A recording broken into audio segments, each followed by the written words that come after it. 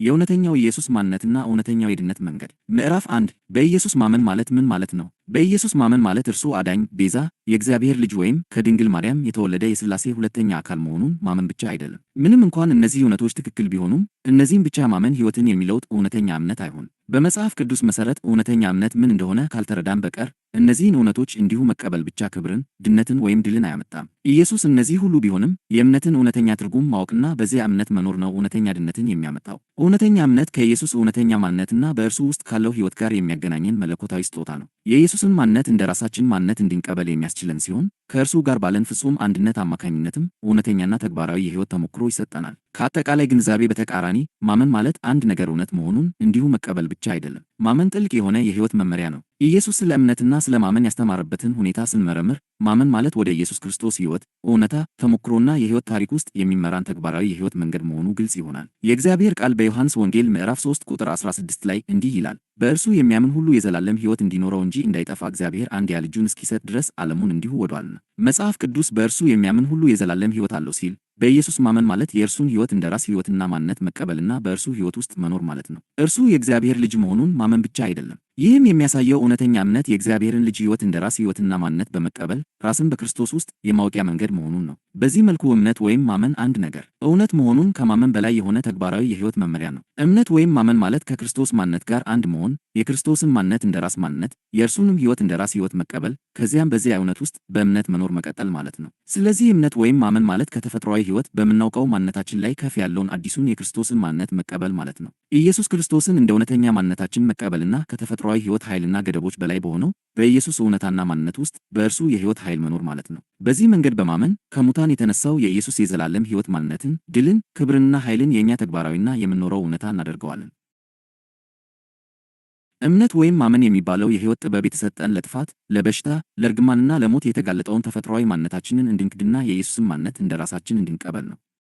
በዚህ የሕይወት ልውውጥ አማካኝነት ከጥፋት፣ ከበሽታ፣ ከእርግማንና ከሞት ነፃ በሆነው በኢየሱስ ሕይወት ውስጥ እንኖራለን። እምነት የተሰጠን ለጥፋት የተጋለጠውን አሮጌ ተፈጥሮችንን በሕይወቱ ክብርና በልጅነቱ በረከት አማካኝነት ከጥፋት በላይ ወደ ሆነው ወደ ኢየሱስ ሕይወት በመለወጥ ከተፈጥሯዊ ሕይወት ቀውስና ጥፋት ሊያድነን ነው። ድነት በእምነት ብቻ የሆነበት ምክንያትም ድነት በእምነት የሚደረግ የሕይወት ልውውጥ ስለሆነ ነው። በኢየሱስ ማመንና በኢየሱስ መዳን ማለት እውነተኛ ትርጉሙ ይህ ነው። እምነት በኢየሱስ ሕይወት በኩል የማንነት ለውጥ እንድንቀበልና የእርሱን ማንነት በእውነተኛና በሚጨበጥ መንገድ እንድንወርስ ያስችለናል። ከክርስቶስ ጋር ተሰቅያለሁ የሚለው የእምነት ቃል ኢየሱስ ማንነቴ ነው ማለት ሲሆን፣ በክርስቶስ ውስጥ ስለ ራሴ እውነተኛ እውቀት ይሰጠኛል። በክርስቶስ ያለኝን ማንነት በእምነት ማወቄ በኢየሱስ ውስጥ ለሚገኙት እውነቶች፣ በረከቶችና ክብር ሁሉ ባለመብት ያደርገኛል። አንድ ሰው በተፈጥሮ ልደቱ ባገኘው ማንነት የሚኖርና ራሱን በዚያ መንገድ ብቻ የሚያውቅ ከሆነ ለተፈጥሮ ሰው የሚቻለው ነገር ሁሉ በሕይወቱ ውስጥ ያለምንም ገደብ ይሰራል። በተመሳሳይ መልኩ አንድ ሰው በሰውኛ ማንነት እምነት የሚኖር ከሆነ ስቃይ፣ ችግር፣ ሕመም፣ እርግማንና ለሰው ልጆች የተለመዱት ውሱንነቶች ሁሉ በሕይወቱ ውስጥ ይገለጣሉ። ይህ ደግሞ ሰው በልቡ እንደሚያምን እንዲሁ ይሆንለታል ከሚለው ከዘላለማዊው የእግዚአብሔር ቃል ጋር ይስማማል። ኢየሱስ ራሱ እንደ እምነትህ ይሁንልህና እንዳመንህ ይሁንልህ እያለ ደጋግሞ ተናግሯል። ስለዚህ አንድ ሰው በተፈጥሮ አካሉ ባገኘው ማንነት ብቻ የሚያምን ከሆነ በእርግጥም እንደዚያው እምነቱ ይሆንለታል። በውጤቱም ሕይወቱ ለተፈጥሮ ሰው የተለመዱትን ውሱንነቶችና ፍርዶች ያንጸባርቃል። ታዲያ ከሰው ልጆች ስቃይ ለመዳን መንገዱ ምንድን ነው? በኢየሱስ ማመን የእርሱን ማንነት የእኛ ማንነት፣ ጽድቁን የእኛ ጽድቅ፣ በረከቱን የእኛ በረከት፣ ክብሩንም የእኛ ክብር በማድረግ ሰውን ከኃጢአትና ከፍርድ ያድነዋል። እምነት በዚህ መልኩ ሲረዳ የኢየሱስን ማንነት እንደ ራሳችን አድርገን በመውሰድ እርሱ በቤዛነቱ ያገኘልንን ሁሉ እንወርሳለን። በክርስቶስ የምንቀበለው ማንነት፣ ጽድቅ፣ ክብርና በረከት በሥራ የሚገኝ ሳይሆን በእምነት የሚቀበሉት ነው። በጸጋ በእምነት ድናችኋልና በሚለው ቃል እንደተገለጸው በጸጋ በእምነት መኖር ማለት ይህ ነው። እግዚአብሔር በፍቅሩ እንዲሁ ነገሮችን ብቻ አልሰጠንም፣ ይልቁንም ሁሉም ነገር የሚገዛውና በሁሉ ላይ ሕጋዊ ሥልጣን ያለውን ጻድቅ ልጁ ሰጠን። ልጁ ጻድቅ ስለሆነ ሁሉም ነገር በሙላት ይገዛል። የእግዚአብሔር በጎ ነገሮች ሁሉ ያሉበት የኢየሱስ ሕይወት ለዘላለም የእርሱ ነው። ይህ ሕይወት የማይጠፋና በክፋት የማይነካ የዘላለም ሕይወት ነው። የዘላለም ሕይወት ብዙዎች እንደሚመስላቸው ከሞት በኋላ የሚመጣ የወደፊት ሕይወት ብቻ ሳይሆን አሁን ያለ የኢየሱስ ራሱ የክብርና የበረከት ሕይወት ነው። የእርሱ ሕይወት እንደ ተፈጥሮ ሕይወት ለስቃይ፣ ለችግር፣ ለእርግማን ወይም ለጥፋት የተገዛ አይደለም። የክብር፣ የድል፣ የጸጋ፣ የበረከትና የጽድቅ ሕይወት ነው። እኛ እንዲህ ያለ ሕይወት ወይም ማንነት ስለሌለን የዚህን ሕይወት በረከቶች በራሳችን ልንለማመድ አንችልም። ነገር ግን እግዚአብሔር እጅግ ስለወደደን ይህ ሕይወትና በረከቱ ያለውን ልጁን ሰጠን። እንግዲህ ጥያቄው ይህንን ስጦታ እንዴት እንቀበላለን? በክብሩስ ውስጥ እንዴት እንኖራለን? የሚለው ነው። የእምነት ጥበብና ኃይል የሚገለጠው እዚህ ጋር ነው። የእግዚአብሔር የማይለወጥ መለኮታዊ መመሪያ ሰው በልቡ እንደሚያምን እንዲሁ እውነታው ይሆንለታል። አንድ ሰው ኢየሱስንና ሕይወቱን ሊቀበል የሚችለው ማንነቱና ሕልውናው በኢየሱስ ውስጥ መገኘቱን በማመን ብቻ ነው። የማመን እውነተኛና የማይለወጥ ትርጉም ይህ ነው። ስለዚህ ቅዱስ መጽሐፍ በእምነት ስለሚገኝ ድነት ሲናገር እግዚአብሔር ዓለሙን እንዲሁ ስለወደደ አንድያ ልጁን እንደሰጠ በእርሱ የሚያምን ሁሉ የዘላለም ሕይወት እንዲኖረው እንጂ እንዳይጠፋ ያውጃል። የማመን እውነተኛው ፍቺ ይህ ነው። ማመን በዚህ መንገድ ሲረዳ እግዚአብሔር በልጁ በኩል የሰጠውን ሁሉ በመቀበል በክርስቶስ መኖር ተፈጥሯዊ ይሆናል። እግዚአብሔር የዘላለም ሕይወትን ሰጥቶናል፣ ይህም ሕይወት በልጁ ውስጥ ነው። ስለዚህ ልጁ ያለው ሁሉ የዘላለም ሕይወትና ከእርሱ ጋር የሚመጣው በረከት አለው። በአንደኛ ዮሐንስ ምዕራፍ 5 ቁጥር 11 ላይ እግዚአብሔር የዘላለም ሕይወትን እንደሰጠን ይህም ሕይወት በልጁ እንዳለ ምስክሩ ይህ ነው ተብሎ እንደተጻፈው በኢየሱስ ሕይወት ውስጥ በረከት፣ አቅርቦትና የእግዚአብሔር ልጅ የሆነው ሁሉ አለ። በዚህ ሕይወት ውስጥ ጥፋት የለም። አንደኛ ዮሐንስ 5:12 እንደሚያረጋግጠው ልጁ ያለው ሕይወት አለው፣ የእግዚአብሔር ልጅ የሌለው ሕይወት የለውም። ኢየሱስም በማቴዎስ 11:27 ላይ ሁሉ ከአባቴ ዘንድ ተሰጥቶኛል በማለት ይህንን እውነት ያረጋግጣል። ስለዚህ በጎ ነገሮች ሁሉ የሚገኙት በልጁ ውስጥ ነው። ከክርስቶስ በቀር ማንም ፍጹም ጻድቅና በጎ ነገሮችን ሁሉ ለመቀበል ብቁ ስለሌለ እግዚአብሔር የጽድቅ ባህሪውን ሳይጥስ ከክርስቶስ ውጭ ለማንም የበረከትን ሙላት ሊሰጥ አይችልም። በዚህ ምክንያት የታረደው በግና ከሙታን የተነሳው ክርስቶስ ብቻ በረከትንና በጎ ስጦታዎችን ሁሉ ለመቀበል የተገባው ነው።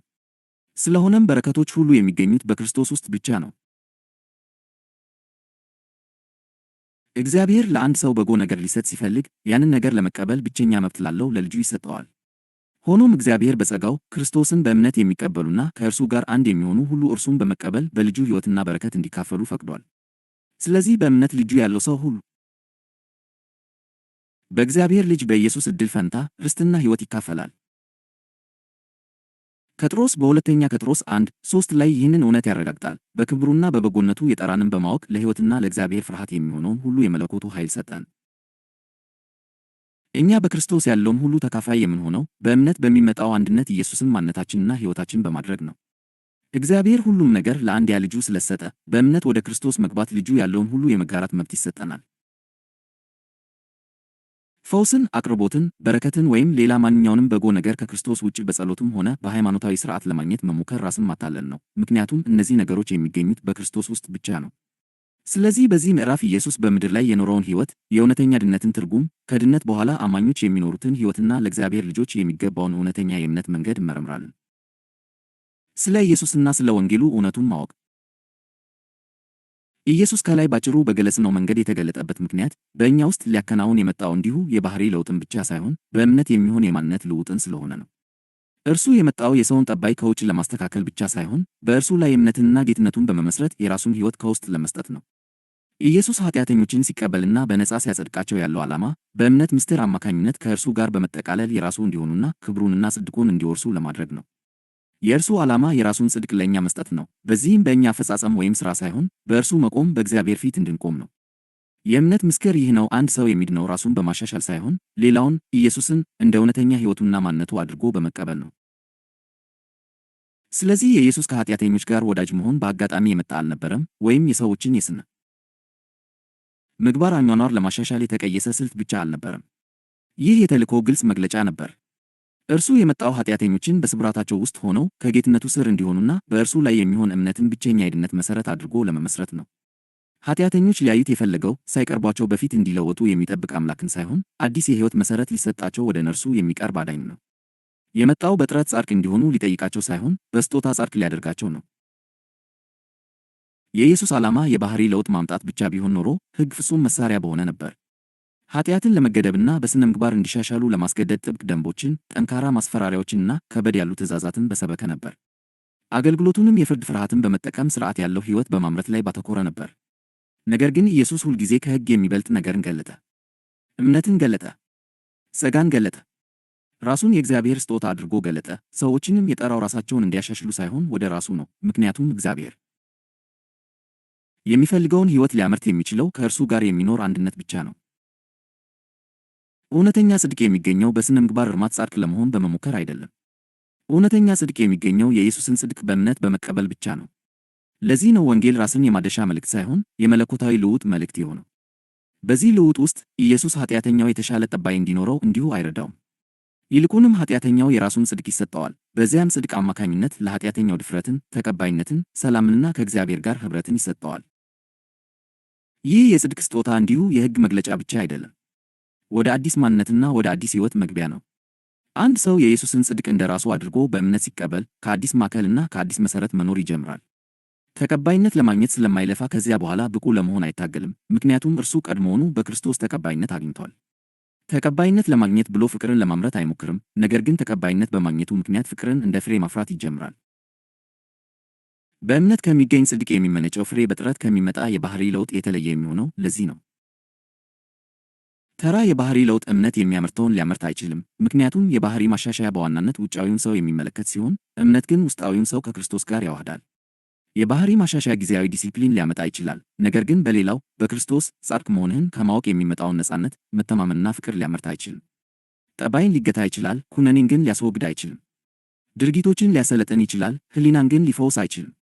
ሥራን ሊጠይቅ ይችላል፣ ሕይወትን ግን ሊሰጥ አይችልም።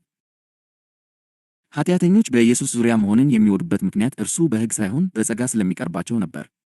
ሳይቀርቡት በፊት ራሳቸውን እንዲያነሱ አልጠየቃቸውም፣ ነገር ግን እምነት ሊወለድ የሚችልበትን የተቀባይነት ስፍራ ሰጣቸው። በቅጣት በማስፈራራት ሳይሆን በቸርነት በመሳብና በራሳቸው ሊያገኙት የማይችሉትን ጽድቅ በመግለጥ ወደ ጌትነቱ ጠራቸው። ለዚህ ነው የእርሱ መገኘት ንስሐን ያስገኘው። ፍቅሩ እምነትን ቀሰቀሰ፣ ምሕረቱ ልብን ከፈተ፣ ተቀባይነቱ ለእውነተኛ ለውጥ ቦታ ሰጠ። ስለዚህ የኢየሱስ ግብ በሰው ድካም መካከል እንኳ ሳይቀር በጌትነቱ ስር በእርሱ ላይ የሚሆን እምነት ነው። የመጣው በራሳቸው መተማመን ሳይሆን በእርሱ ጽድቅ የሚኖሩ ሕዝቦችን ሊገነባ ነው። የመጣው ድነት የመልካም ጠባይ ዋጋ ሳይሆን በእምነት የሚቀበሉት ስጦታ መሆኑን እውነታ ሊመሰርት ነው። አንድ ያ ስጦታ ከተቀበለ በኋላ የሚከተለው ፍሬ የተገደደ የሥነ ምግባር ማሻሻያ ውጤት ሳይሆን ከክርስቶስ ጋር የተዋሃደ በጽድቁ ያረፈና በጸጋው ኃይል የተሞላ ሕይወት ተፈጥሯዊ ትርፍ አቢራፋው ነው።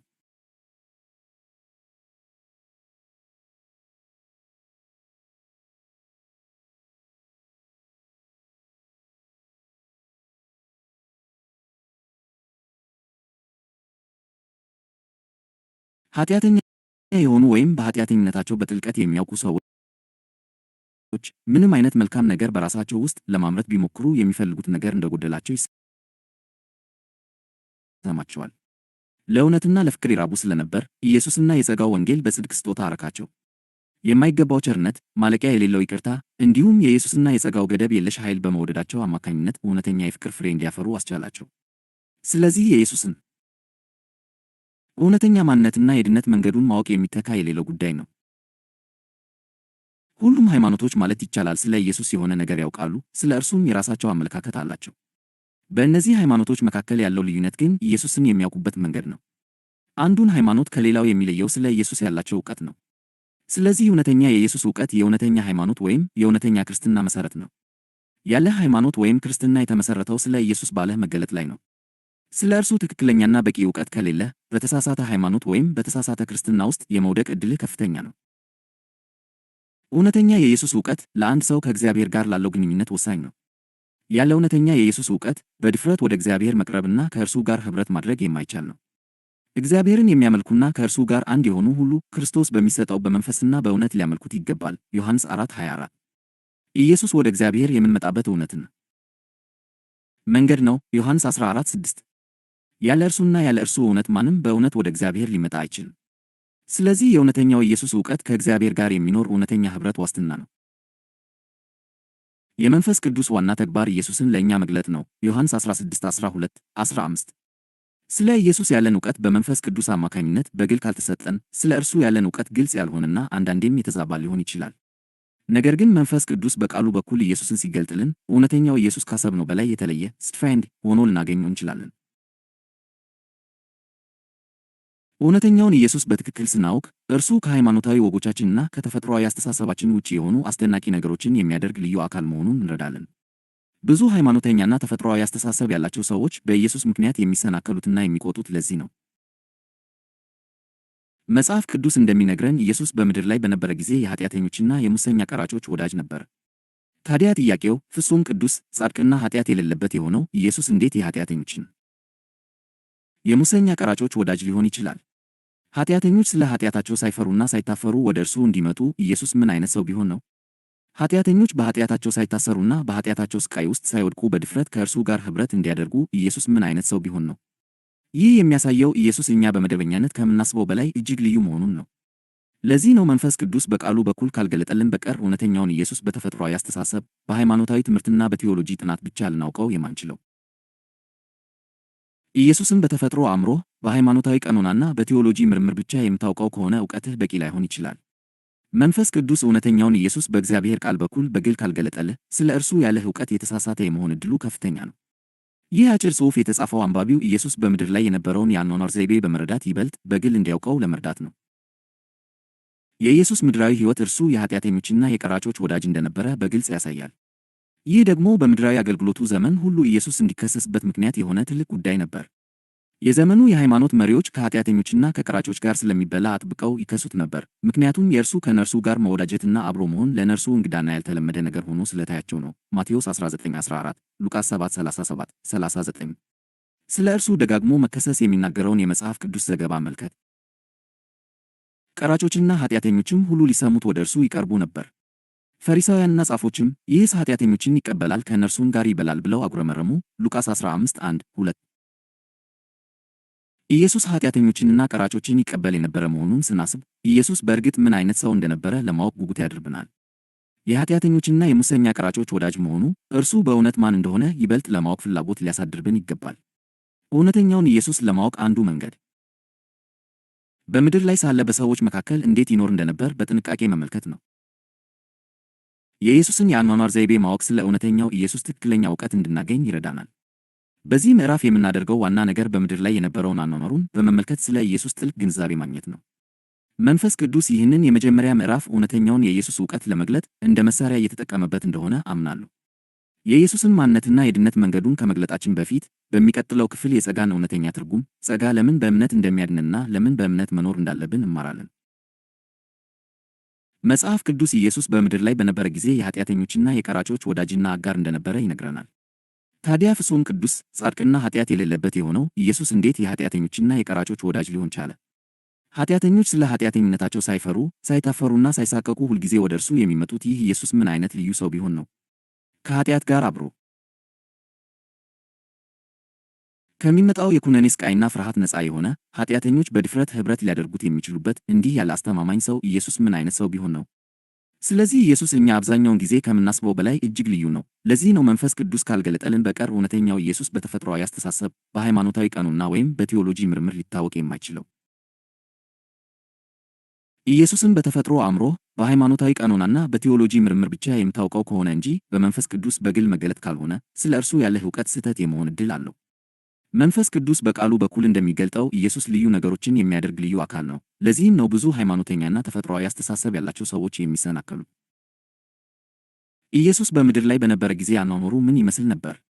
በኢየሱስ ዙሪያ የነበሩ ኃጢአተኞች ሳይፈሩ ከእርሱ ጋር የመኖርና ወዳጆቹና አጋሮቹ የመሆን ድፍረትን ከየትና እንዴት አገኙ? ፍጹም ቅዱስና ጻድቅ የሆነው ኢየሱስ እንዴት የኃጢአተኞችን የቀራጮች ወዳጅ ሊሆን ቻለ? ይህ ያልተለመደ ነገር ነው፣ ጥልቅ ግንዛቤንም ይጠይቃል። ብዙ ሰዎች እንደሚመስላቸው ኢየሱስ የኃጢአተኞች ወዳጅ የሆነው ከእነርሱ ጋር በመቀራረብ ብቻ ጠባያቸውን ለመለወጥ አልነበረም። ይህ በመንፈስ ቅዱስ እርዳታ በጥንቃቄ መመርመር ያለበት ጉዳይ ነው። የአንድን ሰው ጠባይ ለመለወጥ ብቻ የግድ ወዳጅ ወይም አጋር መሆን አያስፈልግም፣ ምክንያቱም ወዳጅነትና አጋርነት ተቀባይነትን፣ አንድነትን፣ በሕይወት ጉዳዮች ላይ መተባበርና መዋሃድን ይጠይቃል። አንድን ሰው ወዳጅህ ስታደርግ ከእርሱ ጋር አንድ መሆንህንና መተባበርህን በግልጽ እያወጅክ ነው። ኢየሱስ የኃጢአተኞች ወዳጅና አጋር ነበር፣ ይህንንም እያደረገ ነበር። ስለዚህ የእርሱ መንገድ እኛ ከምናስበው የጽድቅና የቅድስና መንገድ የተለየ መሆኑ ስለ እውነተኛ ማንነቱ ይበልጥ ማወቅ እንዳለብን ያሳየናል።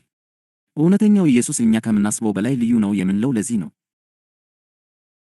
ጠባያቸውን ለመለወጥ ኢየሱስ የግድ ወዳጃቸውና አጋራቸው መሆን አልነበረበትም።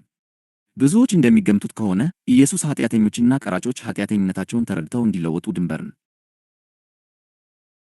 ገደብ ማበጀት ነበረበት እንጂ ኀፍረትን የሚያስወግድና ድፍረት የሚሰጥ የቅርብ ወዳጅነት መፍጠር አልነበረበትም። ነገር ግን ኢየሱስ ያደረገው በተቃራኒው ነው። ይህ ያልተለመደ ነገር ነው። ይህም እውነተኛውን ኢየሱስ በደንብ መረዳት እንዳለብን ያሳያል። ተፈጥሮአዊ አእምሮ ኃጢአተኞችን ማስተማርና መለወጥ ወዳጅነትንና አጋርነትን ይጠይቃል ብሎ አያስብም። ይልቁንም ትክክለኛው መንገድ ቃሉን ማስተማር፣ የእግዚአብሔርን ሕግ ማሳየት፣ በኃጢአታቸው እንዲጸጸቱና ኃጢአታቸውን እንዲናዘዙ ማድረግ እንደሆነ ያስባል። ባህላዊ የሃይማኖት ሥርዓቶችም የሚያስተምሩት ይህንኑ ነው። ሆኖም ኢየሱስ ከዚህ በተለየ መንገድ ሲሠራ እናየዋለን። ተግባሮቹ ከሰው አስተሳሰብና ከባህላዊ የሃይማኖት ምክር ቢወጡም እርሱን የኃጢአተኞች ወዳጅና አጋር ሆኖ እናገኘዋለን። ኢየሱስ ማንንም ኃጢአተኛ ኃጢአቱን እንዲናዘዝ አስገድዶት አለማወቁ እውነተኛውን ኢየሱስ በብዙ ሃይማኖተኞችና ቴዎሎጂስቶች ዘንድ አከራካሪ ያደርገዋል። ለዚህ ነው ብዙዎች በእውነተኛው የኢየሱስ ምስልና እውነት ላይ ተሰናክለው ለራሳቸው አእምሮ የሚስማማ የኢየሱስን ስሪት የፈጠሩ። እነዚህን ጥያቄዎች ራስን ጠይቅ። የኢየሱስ ቅድስና ኃጢአተኞችን ከእርሱ እንዳይሸሹ ያላደረገው እንዴት ነው? በምድር ላይ በነበረ ጊዜ ከኃጢአተኞች ጋር ለነበረው የቅርብ ወዳጅነት ምስጢሩ ምን ነበር? ኢየሱስ ለምን አልተቆጣም? እንዲሁም ለወዳጆቹና ለአጋሮቹ ኃጢአተኝነት ግድ የሌለው ለምን መሰለ? ኢየሱስ ይሁዳ ሌባ መሆኑን በሚገባ እያወቀ እንዴት ሆን ብሎ የቡድኑ የገንዘብ ያዥና አስተዳዳሪ አድርጎ ሾመው? ኢየሱስ ድካሙንና ብልሹነቱን አስቀድሞ ለሚያውቀው ሰው የጋራውን የገንዘብ ቦርሳ በእጁ ለምን ሰጠው? ይበልጥ የሚያስገርመው ደግሞ ይሁዳ መስረቁን ቢቀጥልም ኢየሱስ ሲቆጣ፣ ሲበሳጭ ወይም በይሁዳ ላይ በይፋ ሲቆጣ ለምን አናይም? ቅዱሳት መጻሕፍት የይሁዳን ጠባይ አይደብቁም። በግልጽ እንዲህ ይላሉ፣ ሌባ ስለነበረና ከረጢቱን ይዞ በውስጡ የሚገባውን ስለሚወስድ ነው። ዮሐንስ 12። ኢየሱስ ይህንን አያውቅም አልነበረም? አልተታለለም። ከመጀመሪያው ጀምሮ የይሁዳን ልብና የሚሄድበትን መንገድ ያውቅ ነበር። በአገልግሎቱ መጀመሪያ ላይ ኢየሱስ ከ12ቱ አንዱ ዲያብሎስ እንደሆነ በግልጽ ተናግሮ ነበር። እኔ 12ቱን የመረጥኳችሁ አይደለምን? ከእናንተም አንዱ ዲያብሎስ ነው። ዮሐንስ 6:7። ይሁን እንጂ ይህንን እያወቀ እንኳ ኢየሱስ ለይሁዳ ኃላፊነትን፣ ክብርንና ቅርበትን ሰጠው። አላጋለጠውም፣ አላባረረውም ወይም አልቀየረውም። በሌሎች ፊት አላሳፈረውም ወይም ከቦታው አላነሳውም። ይሁዳ ከኢየሱስ ጋር መጓዙን፣ አብሮ ማገልገሉንና እንደ ታመነ ደቀ መዝሙር መታየቱን ቀጥሎ ነበር። ይህ ለሃይማኖታዊ አስተሳሰብ እጅግ የማይመች ጥያቄን ያስነሳል። ኢየሱስ ለምን ይሁዳን በኃይል አልገጠመውም? በጫና ለምን ተጠያቂ አላደረገውም? በይፋዊ እርማት ለምን አልቀጣውም? ወይም የአገልግሎቱን ታማኝነት ለመጠበቅ ለምን አላስወገደውም? ይሁዳ ደጋግሞ ሲወድቅ ኢየሱስ በመበሳጨት ወይም በሥነ ምግባራዊ ቁጣ ሲያደርግ ለምን አናይም? መልሱ ስለ ኢየሱስ ማንነትና ስለ ተልእኮው መሠረታዊ የሆነ ነገር ይገልጣል። የኢየሱስ ዋነኛ ትኩረት ጠባይን በመቆጣጠር ማስተካከል ወይም በሥነ ምግባር ማሻሻል አልነበረም። ኢየሱስ በውጫዊ ደንብ ይሁዳን ለመጠገን አልሞከረም ነበር። ኢየሱስ መስረቅን ከማስቆም በላይ የሆነ ጥልቅ ነገር ይፈልግ ነበር። ይሁዳ በጌትነቱ ላይ እምነት እንዲኖረው ለማድረግ ይፈልግ ነበር። ኢየሱስ የመጣው በሕግ አማካኝነት ጠባይን ለመለወጥ አይደለም። የመጣው አሮጌውን ሕይወት በአዲስ ለመተካት ነው። የይሁዳ ትልቅ ችግር ስርቆት አልነበረም፣ አለማመን ነበር። በራስ መተማመን ነበር። ለኢየሱስ እንደ ጌታ ያልተገዛ ልብ ነበር እውነተኛው ችግር። ኢየሱስ ራሱ በትምህርቱ ይህንን ግልጽ አድርጓል። ሥጋ ምንም አይጠቅምም። ዮሐንስ 6:63። ምንም ያህል የሥነ ምግባር እርማት ይሁዳን ሊያድነው አይችልም ነበር። ፍጹም የሆነ ውጫዊ ጠባይ እንኳ ድነትን አያመጣም ነበር። ኢየሱስ የፈለገው ውጫዊ ለውጥን ሳይሆን ውስጣዊ መገዛትን ነበር። ለዚህ ነው ኢየሱስ ታጋሽ፣ ዝምተኛና ቸር የሆነው። ለይሁዳ የእምነት ቦታ እየሰጠው ነበር እንጂ እንዲታዘዝ እያስገደደው አልነበረም። ይህ ኢየሱስ ለምን ከይሁዳ ጋር የነበረውን ኅብረት እንዳልቆረጠ ያብራራል። እንደሚቆጣጠረው ወንጀለኛ ሳይሆን እንደሚፈልግ የጠፋ ሰው ነበር የያዘው። በመጨረሻው እራት ላይ እንኳ ኢየሱስ ወዳጄ ሆይ ብሎ ጠርቶታል። ወዳጄ ሆይ ለምን መጣ? ማቴዎስ 26:50። ይሁዳ ለዚያ ጸጋ በእምነት ምላሽ መስጠት ባቆመ ጊዜ እንኳ ኢየሱስ በጸጋ ከእርሱ ጋር ያለውን ግንኙነት አላቋረጠም ነበር። ልዩነቱ አስገራሚ ነው። ሃይማኖት ኃጢአትን በደንቦች በማጋለጥና በቅጣት ለመግታት ይጥራል። ኢየሱስ ኃጢአትን በፍቅር በትዕግሥትና በመተማመን ጥሪ ለማሸነፍ ይጥራል። ሃይማኖት ሥርዓቱን ለመጠበቅ ኃጢአተኛውን ያስወግዳል። ኢየሱስ ኃጢአተኛውን ለማዳን ግንኙነቱን ይጠብቃል። ለዚህ ነው ኢየሱስ የይሁዳን ጠባይ ለመቆጣጠር ሲሞክር የማናየው። ይሁዳ መስረቁን ቢያቆም እንኳ እንደማያድነው ኢየሱስ ያውቅ ነበር። ሊያድነው የሚችለው በኢየሱስ ጌትነት ላይ ያለው እምነት ብቻ ነበር። እምነት ደግሞ ሊገደድ አይችልም፣ መመረጥ አለበት። ቅዱስ ቃሉ ይህንን መመሪያ በግልጽ ያረጋግጣል። ለማይሰራ ግን ኃጢአተኛውን በሚያጸድቅ ለሚያምን እምነቱ ጽድቅ ሆኖ ይቆጠርለታል። ሮሜ 4:5።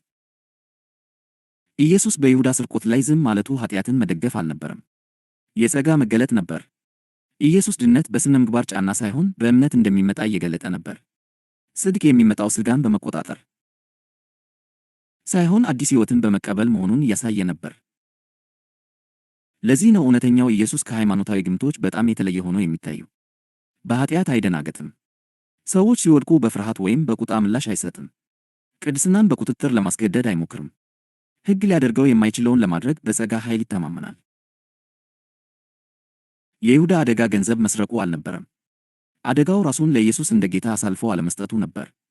ኢየሱስም ይህንን እያወቀ አሁንም ወደደው፣ አብሮት ተጓዘ፣ አከበረውና እንዲያምን ዕድል ሁሉ ሰጠው። እውነተኛው ኢየሱስ ይህ ነው። ታጋሽ፣ ቸር፣ በሰው ውድቀት የማይሸበር፣ ከጠባይ ይልቅ ለእምነት፣ ከዝና ይልቅ ለድነት፣ ከእጅ ይልቅ ለልብ ይበልጥ የሚጨነቅ።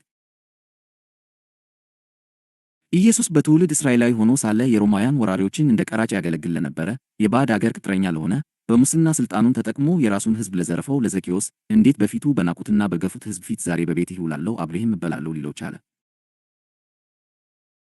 ወንጌል ይህንን አስደንጋጭ ቅጽበት በግልጽ መዝግቦታል። ኢየሱስም ወደዚያ ስፍራ በደረሰ ጊዜ አሻቅቦ አየና፣ ዘኬዎስ ሆይ ዛሬ በቤትህ እውል ዘንድ ይገባኛልና ፈጥነህ ውረድ አለው። ሉቃስ 19:5። በዚያን ጊዜ በነበረው የእስራኤል ባህላዊና ሃይማኖታዊ ሁኔታ ወደ አንድ ሰው ቤት መግባትና አብሮ መብላት ተራ ነገር አልነበረም። የኅብረት፣ የተቀባይነትና የአንድነት ትልቅ ይፋዊ አዋጅ ነበር። አብሮ መብላት ማለት መጠቃለል፣ ኢዴንቲፊኬሽን፣ ክብርን መጋራትና በግንኙነት መጽደቅ ማለት ነው። በዚህ ምክንያት የእስራኤል የሃይማኖት መሪዎች በይፋ ከሚቀራረቡት ሰው ጋር በጣም ጥንቃቄ ያደርጉ ነበር፣ ምክንያቱም መቀራረብ ያን ሰው መደገፍ ተደርጎ ይቆጠር ነበር። ለዚህ ነው የሕዝቡ ምላሽ ወዲያውኑና ከፍተኛ የሆነው። ሁሉም አይተው ከኃጢአተኛ ሰው ጋር ሊያድር ገባ ብለው አጉረመረሙ። ሉቃስ 19:7። ዘኬዎስ እንዲሁ የተጠላ ብቻ አልነበረም። በሃይማኖታዊ ትርጉሙ ሙሉ በሙሉ ኃጢአተኛ፣ የሀገሩ ከዳተኛ፣ ቀማኛና የራሱን ሕዝብ በመበዝበዝ የበለጸገ ሰው ተደርጎ ይቆጠር ነበር።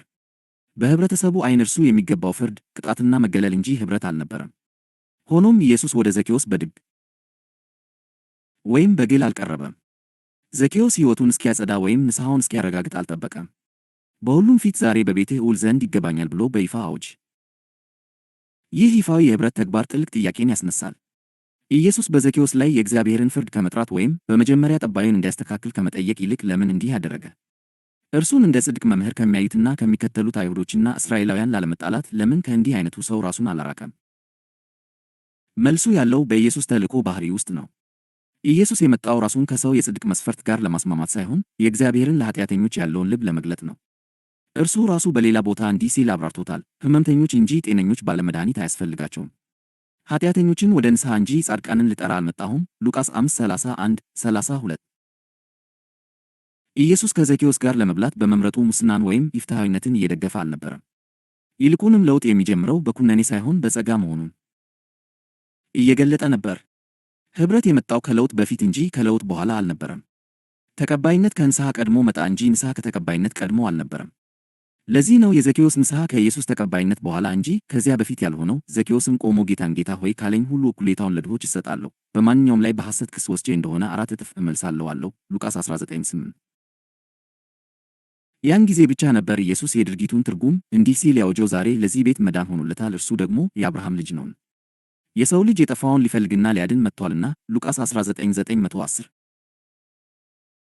ይህ ቅጽበት እውነተኛው ኢየሱስ ማን እንደሆነ መሠረታዊ የሆነ ነገር ይገልጣል። እውነተኛው ኢየሱስ በሃይማኖታዊ ተከባሪነት ወይም በሕዝብ ዘንድ ተቀባይነት ባለው መንገድ አይራመድም። እርሱ የሰውን ፍርድ በሚገጥም እና የሃይማኖት ግምቶችን በሚገለብጥ መንገድ ይንቀሳቀሳል። ማኅበረሰቡ ቀድሞ የኮነናቸውንና ተስፋ የቆረጠባቸውን ሰዎች በይፋ ይቀበላል፣ አብሯቸው ይሆናል፣ እንዲሁም ከጎናቸው ይቆማል። ኢየሱስ ከሚከሱት ጋር ከመቆም ይልቅ ከተከሰሱት ጋር ይቆማል። ፍርድን ከመደገፍ ይልቅ ጸጋን ይገልጣል። እንዲህ በማድረግም የጠፉትን የሚፈልግ፣ ከኃጢአተኞች ጋር ኅብረት የሚያደርግ፣ እንዲሁም ድነትን በኩነኔ ሳይሆን በፍቅርና በጸጋ የሚያመጣውን የእግዚአብሔርን እውነተኛ ልብ ይገልጣል። እንደገና ራስን ጠይቅ፣ በታማኝነትም ጠይቅ። ኢየሱስ 5 ባሎች ከነበሯት ሳምራዊት ሴት ጋር በይፋ ለመቀመጥና ለመነጋገር ሲመርጥ በስሙና በአገልግሎቱ ላይ ሊመጣ ስለሚችለው ስድብ እንዴት ግድ ሳይለው ቀረ?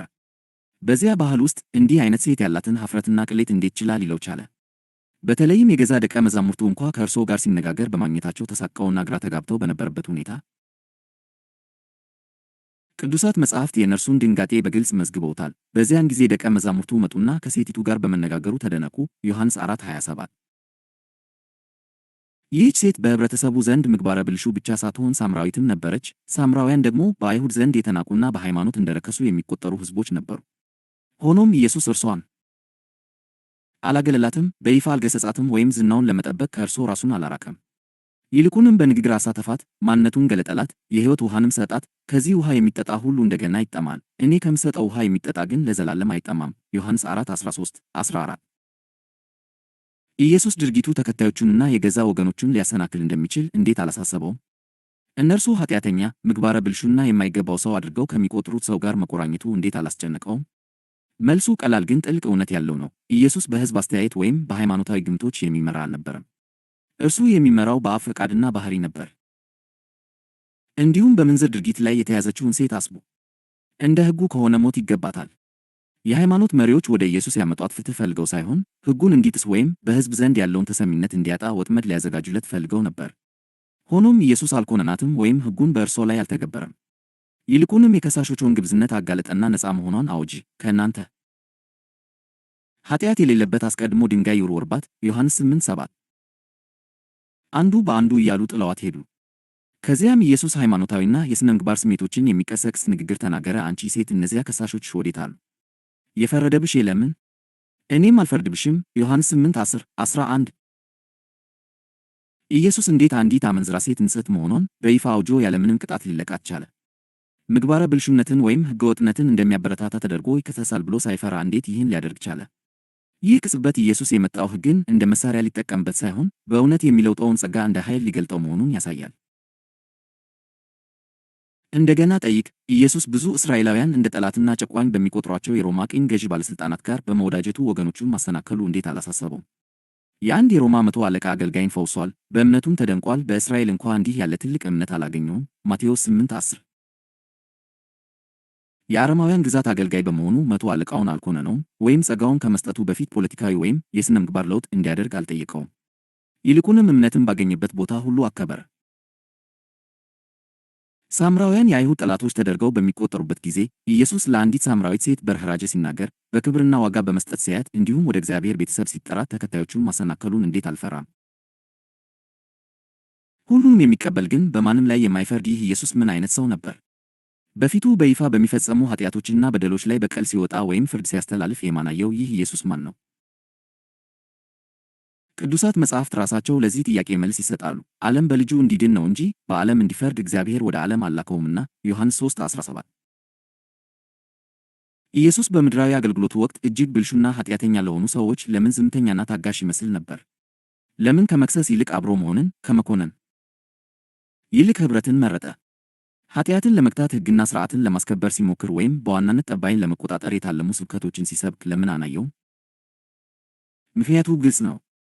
ኢየሱስ የተላከው የሰውን ጠባይ ከውጭ ለማሻሻል ሳይሆን አዲስ ሕይወትን ከውስጥ ለመስጠት ነው። የመጣው እንደ ሥነ ምግባር አሻሻይ ሳይሆን እንደ አዳኝ ነው። በዋናነት ትኩረቱ በሕግ አማካኝነት ጠባይን ከፍ ማድረግ ሳይሆን በጸጋ አማካኝነት ጽድቅን መስጠት ነበር። ሕመምተኞች እንጂ ጤነኞች ባለመድኃኒት አያስፈልጋቸውም። ኃጢአተኞችን ወደ ንስሐ እንጂ ጻድቃንን ልጠራ አልመጣሁም። ሉቃስ 5:31-32 ለዚህ ነው ኢየሱስ የሥነ ምግባር ለውጥ ለማስገደድ በፍርድ ማስፈራሪያ የተሞሉ ስብከቶችን ሲሰብክ የማናየው። በኃጢአት ላይ ሲደነግጥ ወይም በኃጢአተኞች ላይ የሽብር ዘመቻ ሲያውጅ አናየው። ይልቁንም ምሕረትን ሲገልጥ፣ ይቅርታን ሲሰጥና ኃጢአተኛውን ሲያጸድቅ እናየዋለን። ለማይሠራ ግን ኃጢአተኛውን በሚያጸድቅ ለሚያምን እምነቱ ጽድቅ ሆኖ ይቆጠርለታል። ሮሜ 4:5 እውነተኛው ኢየሱስ ብዙ ሰዎች ከሚገምቱት በላይ እጅግ ልዩ ነው የምንለው ለዚህ ነው። እርሱ በሃይማኖታዊ ክፍሎች ወይም በሥነ ምግባር ግምቶች ውስጥ አይገደብም። እርሱ የሕግ አስከባሪ ሳይሆን የጸጋ ገላጭ ነው። ሰዎችን የሚለውጠው በኩነኔ ሳይሆን በተቀባይነት ነው። የሚያድነው በፍርድ በማስፈራራት ሳይሆን ራሱን በመስጠት ነው። እውነተኛው ኢየሱስ ይህ ነው፣ ኃጢአተኞችን የሚቀበል፣ በደለኛውን የሚያጸድቅ እንዲሁም የአብን ልብ በጸጋና በእውነት የሚገልጥ። በሌላ በኩል ደግሞ እግዚአብሔርን ደስ ለማሰኘት በየቀኑ ቅዱሳት መጻሕፍትን ለሚመረምሩና በጣም ሃይማኖተኛ ሆነው ለሚታዩ ግብዝ ፈሪሳውያን ኢየሱስ ለምን እንዲህ ተቆጣና ተቃወማቸው? ለዘመናት የቆዩ የሃይማኖት ሥርዓቶችንና ወጎችን የሚፈታተኑ ነገሮችን በማድረግ ለምን ገጠማቸው? ኢየሱስ በሃይማኖተኞች ዘንድ ለምን እንዲህ ተጠላ? በኃጢአተኞች ዘንድ ደግሞ ለምን እንዲህ ተወደደ? ኃጢአተኞች በኢየሱስ ዙሪያ ምቾት ሲሰማቸው፣ የሃይማኖት ሊቃውንት ግን በእርሱ ዙሪያ ሁልጊዜ ምቾት የማይሰማቸው ለምን ነበር? የዚያ ዘመን የሃይማኖት መሪዎችና የመጽሐፍ ቅዱስ ሊቃውንት ኢየሱስን ለመግደልና አገልግሎቱን ለማስቆም ለምን ደጋግመው ሞከሩ? ኃጢአተኛ የተባሉት ግን ለምን ወዳጆቹ ሆኑ? ይህ ሁሉ የሚያሳየው ኢየሱስ በምድር ላይ ምን ዓይነት ሰው እንደነበረና አሁንም በእኛ መካከል ምን ዓይነት ሰው እንደሆነ በትክክል ማወቅ እንዳለብን ነው። ኢየሱስ ምን ዓይነት ሰው እንደሆነ መረዳታችን ከድክመቶቻችን ሳንፈራ በእርሱ ውስጥ ለመኖር ድፍረትና ነፃነት ይሰጠናል። ኢየሱስ በምድር ላይ ሳለ ያደረገውና የተናገረው ሁሉ አሁን በእኛ ውስጥ ሆኖ የሚገልጠው ነው። እርሱ አልተለወጠም። መጽሐፍ ቅዱስ ኢየሱስ ክርስቶስ ትናንትና ዛሬ እስከ ዘላለምም ያው እንደሆነ ይነግረናል። ስለዚህ ከ2000 ዓመታት በፊት በምድር ላይ የተመላለሰው ኢየሱስ ዛሬ በእኛ ውስጥ የሚኖረው ያው ኢየሱስ ነው። አሁን ኅብረት የምናደርገው ከሌላ ኢየሱስ ጋር ሳይሆን በምድር ላይ ሳለ ኃጢአተኞችን ከፍርድ ካዳነውና ለኃጢአተኞች ከሞተው ከዚያው ኢየሱስ ጋር ነው። ዛሬ በመንፈሱ ኅብረት የምናደርገው ከዚህ እውነተኛ ኢየሱስ ጋር ነው። ኢየሱስ እንዲህ ያለ ሰው ስለሆነ ነው የኃጢአተኞች አዳኝ ሊሆን የቻለው። እንዲሁም በእርሱ የሚያምኑትን ሁሉ በደሙ አማካኝነት የኃጢአት ይቅርታን በመስጠት በሕይወት ዘመናቸው ሁሉ ከኩነኔ የሚያድናቸው። እያንዳንዱ ሰው በሕይወት ዘመኑ ሁሉ ኃጢአት ስለሚሠራና በራሱ ኃይል ፍጹም መሆን ስለማይችል እንዲህ ያለ አዳኝ ከሌለ የሰው ልጅ ሁሉ በዚህ ዓለምም ሆነ በሚመጣው ዓለም በፍርድና በኩነኔ ስር በቆየ ነበር። ስለ ኢየሱስ ያለህ ዕውቀትና መገለጥ እስካሁን ከገለጽነው የሰውነት ባሕሪ ጋር የማይገጥም ከሆነ ምናልባት ከእውነተኛው ኢየሱስና ከእውነተኛው መንፈስ ጋር ኅብረት ጎድሎህ ይሆናል። የእርሱን እውነተኛ ማንነት በትክክል የሚገልጥ ዕውቀት ከሌለህ የምትከተለው እምነት ወይም የምታመልከው ጌታ እውነተኛው ኢየሱስ መሆኑን እርግጠኛ ለመሆን የሚያስችል ዋስትና የለህም። መጽሐፍ ቅዱስ አንዳንድ ሰዎች እውነተኛ ያልሆነውን ኢየሱስን፣ እውነተኛ ያልሆነውን መንፈስ እና እውነተኛ ያልሆነውን ወንጌል በመቀበል እንደተሰናከሉ ያስተምራል። እንዲህ አይነቱ ስህተት በክርስቶስ እናምናለን ይሉ በነበሩ በአንዳንድ የቆሮንቶስ ቤተ ክርስቲያን ሰዎች ዘንድ ተከስቶ ነበር። ስለ ኢየሱስ የተሳሳተ ዕውቀት ስለነበራቸው የእርሱ የማዳን ሥራ ውጤት በሕይወታቸው ውስጥ አልታየም ነበር። ይህ የሚያሳየው ኢየሱስን በትክክል አለማወቅ ወደ ስህተትና ወደ ጥፋት ሊመራ እንደሚችል ነው። ጳውሎስ ለቆሮንቶስ ቤተ ክርስቲያን የሰጠውን ማስጠንቀቂያ ተመልከቱ። ነገር ግን እባብ በተንኰሉ ሔዋንን እንዳሳታት አእምሮአችሁ ተበላሽቶ ለክርስቶስ ከሚሆን ቅንነትና ንጽሕና ምናልባት እንዳይለወጥ እፈራለሁ። የሚመጣውም ያልሰበክነውን ሌላ ኢየሱስ ቢሰብክ ወይም ያልተቀበላችሁትን ልዩ መንፈስ ወይም ያልተቀበላችሁትን ልዩ ወንጌል ብትቀበሉ በመልካም ትቀበሉታላችሁ። 2 ቆሮንቶስ 11:34።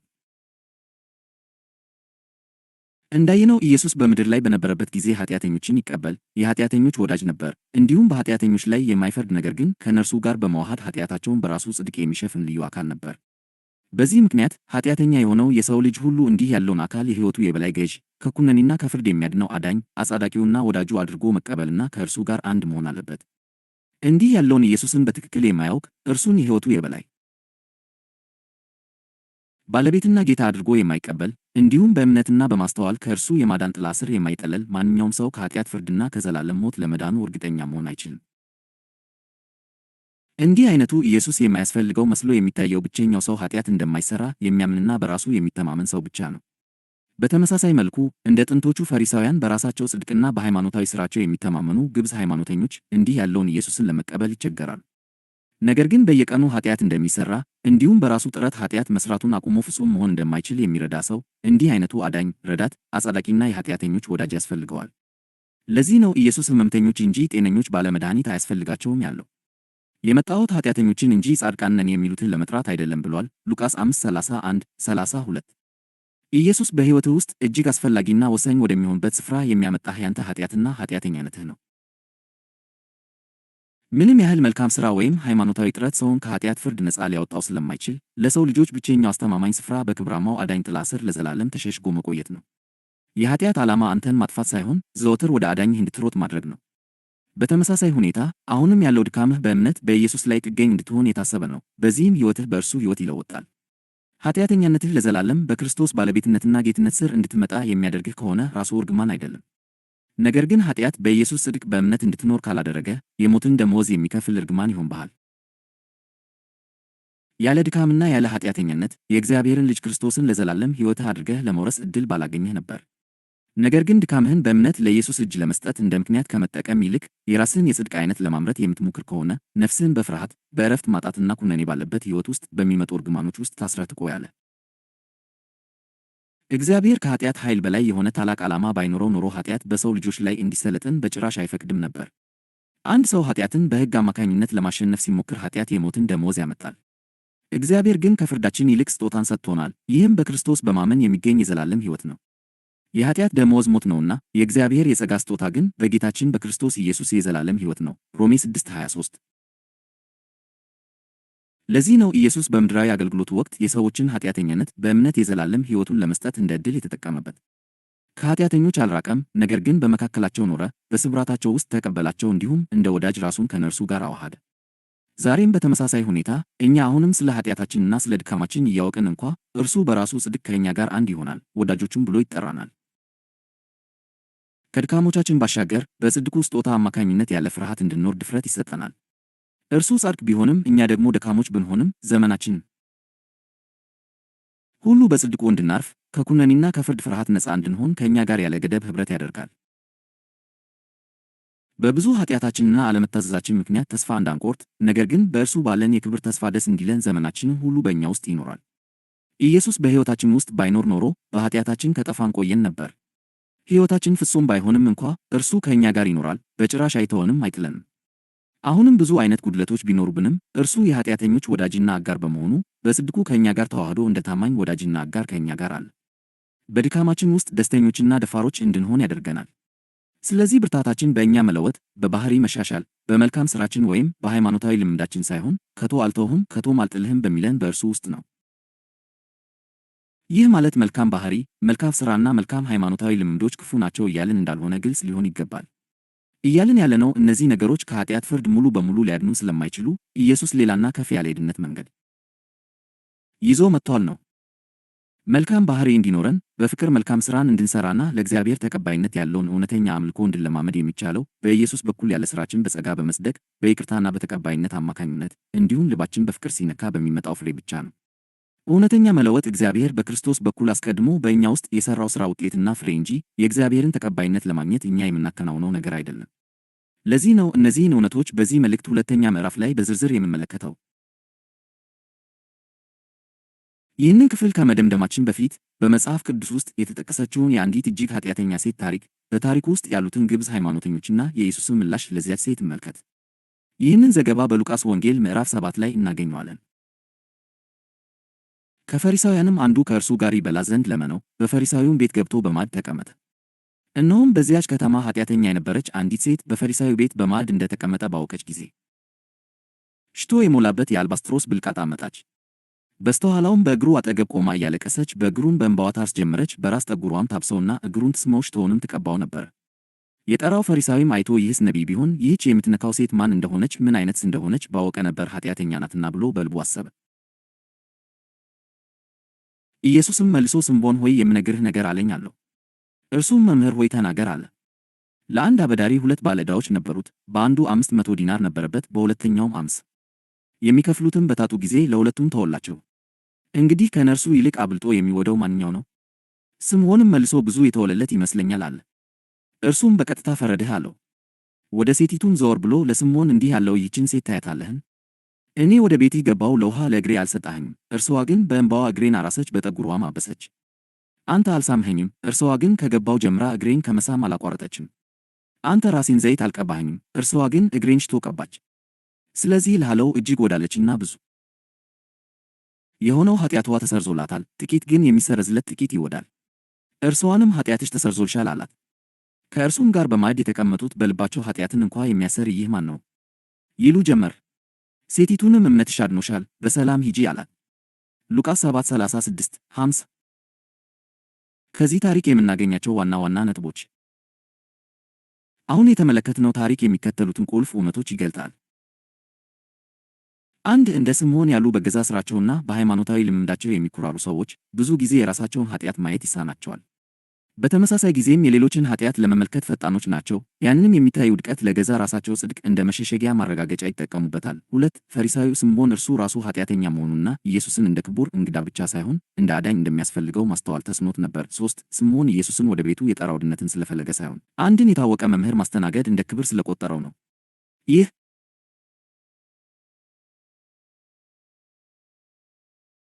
የሚያሳየው አንድ ሰው ኢየሱስን ለብዙ ምክንያቶች በውጫዊ ሁኔታ ሊቀበለው እንደሚችልና ነገር ግን እርሱን የመቀበልን እውነተኛ ዓላማ ሊስት እንደሚችል ነው። 4. ስምዖን እግዚአብሔር ኃጢአተኞችን አይቀበልም ብሎ ስላሰበ ይህ ሰው ነቢይ ቢሆን ኖሮ ይህች ሴት ማን እንደሆነች ባወቀ ነበር ብሎ በልቡ ተናገረ።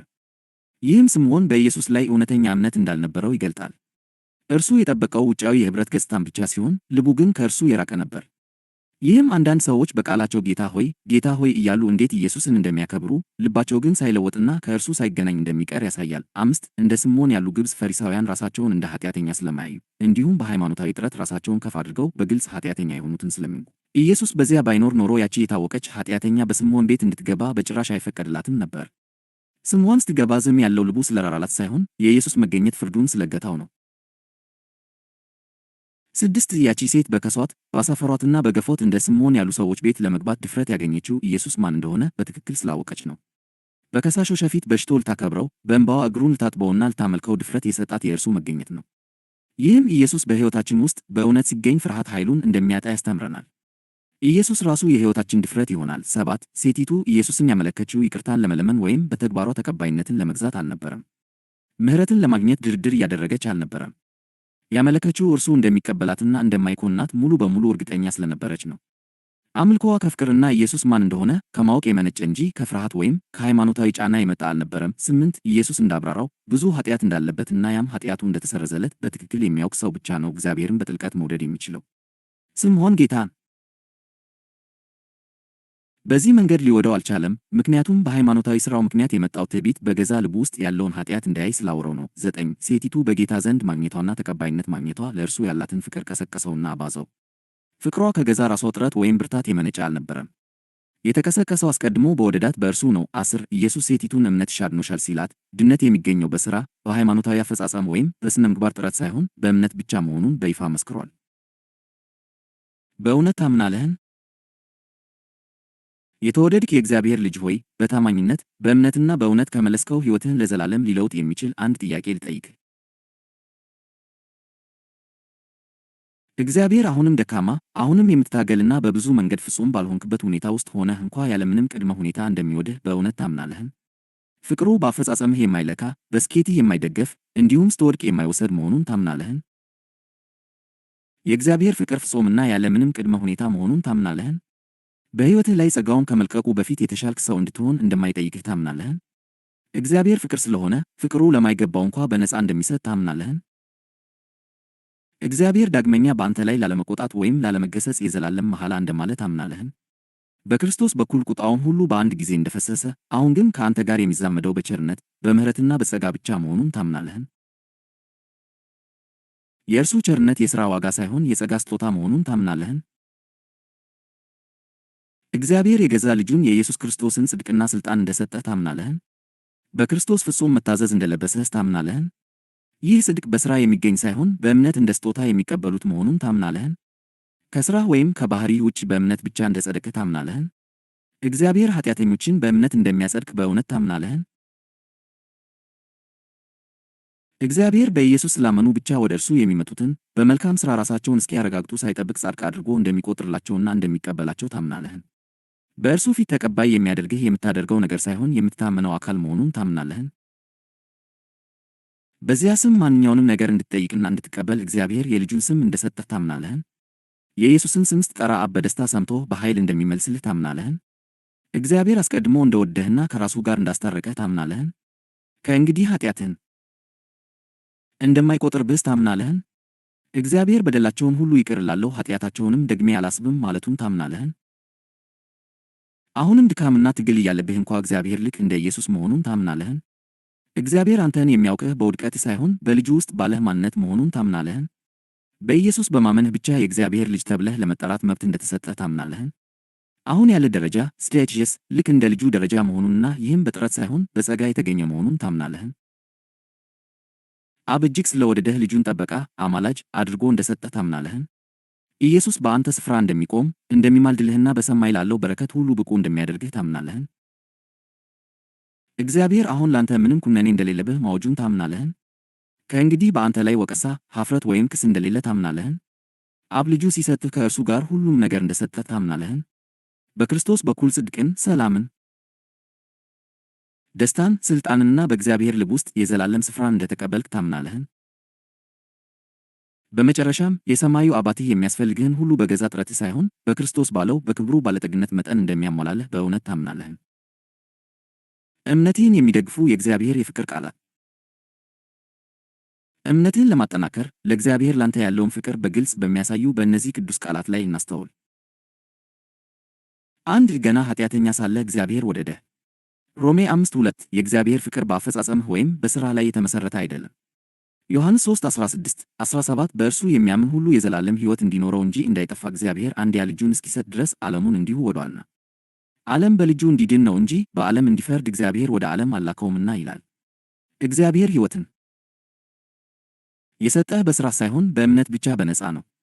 የዘላለም ሕይወት ያለ ምንም ቅድመ ሁኔታ እንደተሰጠህ ታምናለህን? 3 እግዚአብሔር ዳግመኛ በአንተ ላይ ላለመቆጣት ምሏል። ኢሳይያስ 54:9-10 ይህ ለእኔ እንደ ኖኅ ውሃ ነው። የኖኅ ውሃ በምድር ላይ ዳግመኛ እንዳያልፍ እንደማልሁ እንዲሁ በአንተ ላይ እንዳልቆጣ እንዳልገሥጽህም ያለው። ተራሮች ቢናወጡ ኮረብቶችም ቢንቀሳቀሱ ቸርነቴ ከአንተ ዘንድ አይንቀሳቀስም፣ የሰላሜም ቃል ኪዳን አይናወጥም ይላል የሚራራልህ እግዚአብሔር ይላል። የአብ ልብ ለአንተ የዘላለም ሰላም ቃል ኪዳን እንደሆነና ዳግመኛም በአንተ ላይ እንደማይቆጣ ታምናለህን? 4 ጽድቅ የተሰጠ በክርስቶስ ሥራ ብቻ ነው። 2 ቆሮንቶስ 5:21 እኛ በእርሱ ሆነን የእግዚአብሔር ጽድቅ እንድንሆን ኃጢአት ያላወቀውን እርሱን ስለ እኛ ኃጢአት አደረገው ይላል። ኢየሱስ ኃጢአትህን ወስዶ ጽድቁን በነፃ እንደሰጠህ ታምናለህን? 5 በኢየሱስ ስም ስትጠራ እግዚአብሔር ይሰማሃል ይመልስልሃልም። ዮሐንስ 14:13-14 አብ በወልድ እንዲከበር በስሜ የምትለምኑትን ሁሉ አደርገዋለሁ፣ ማናቸውንም ነገር በስሜ ብትለምኑ እኔ አደርገዋለሁ ይላል። ደግሞም ዮሐንስ 16:23 እውነት እውነት እላችኋለሁ አብን በስሜ የምትለምኑትን ሁሉ ይሰጣችኋል ይላል። በእምነት የእግዚአብሔር ልጅ የኢየሱስ ስም እንደተሰጠህና በእርሱም በኩል ወደ አብ የመቅረብ ዕድል እንዳለህ ታምናለህን? 6 በእምነት የእግዚአብሔር ልጅ ተብለህ የመጠራት መብት ተሰጥቶሃል። ዮሐንስ 1:12 ለተቀበሉት ሁሉ ግን በስሙ ለሚያምኑት ለነርሱ የእግዚአብሔር ልጆች የሆኑ ዘንድ ሥልጣንን መብትን ሰጣቸው ይላል።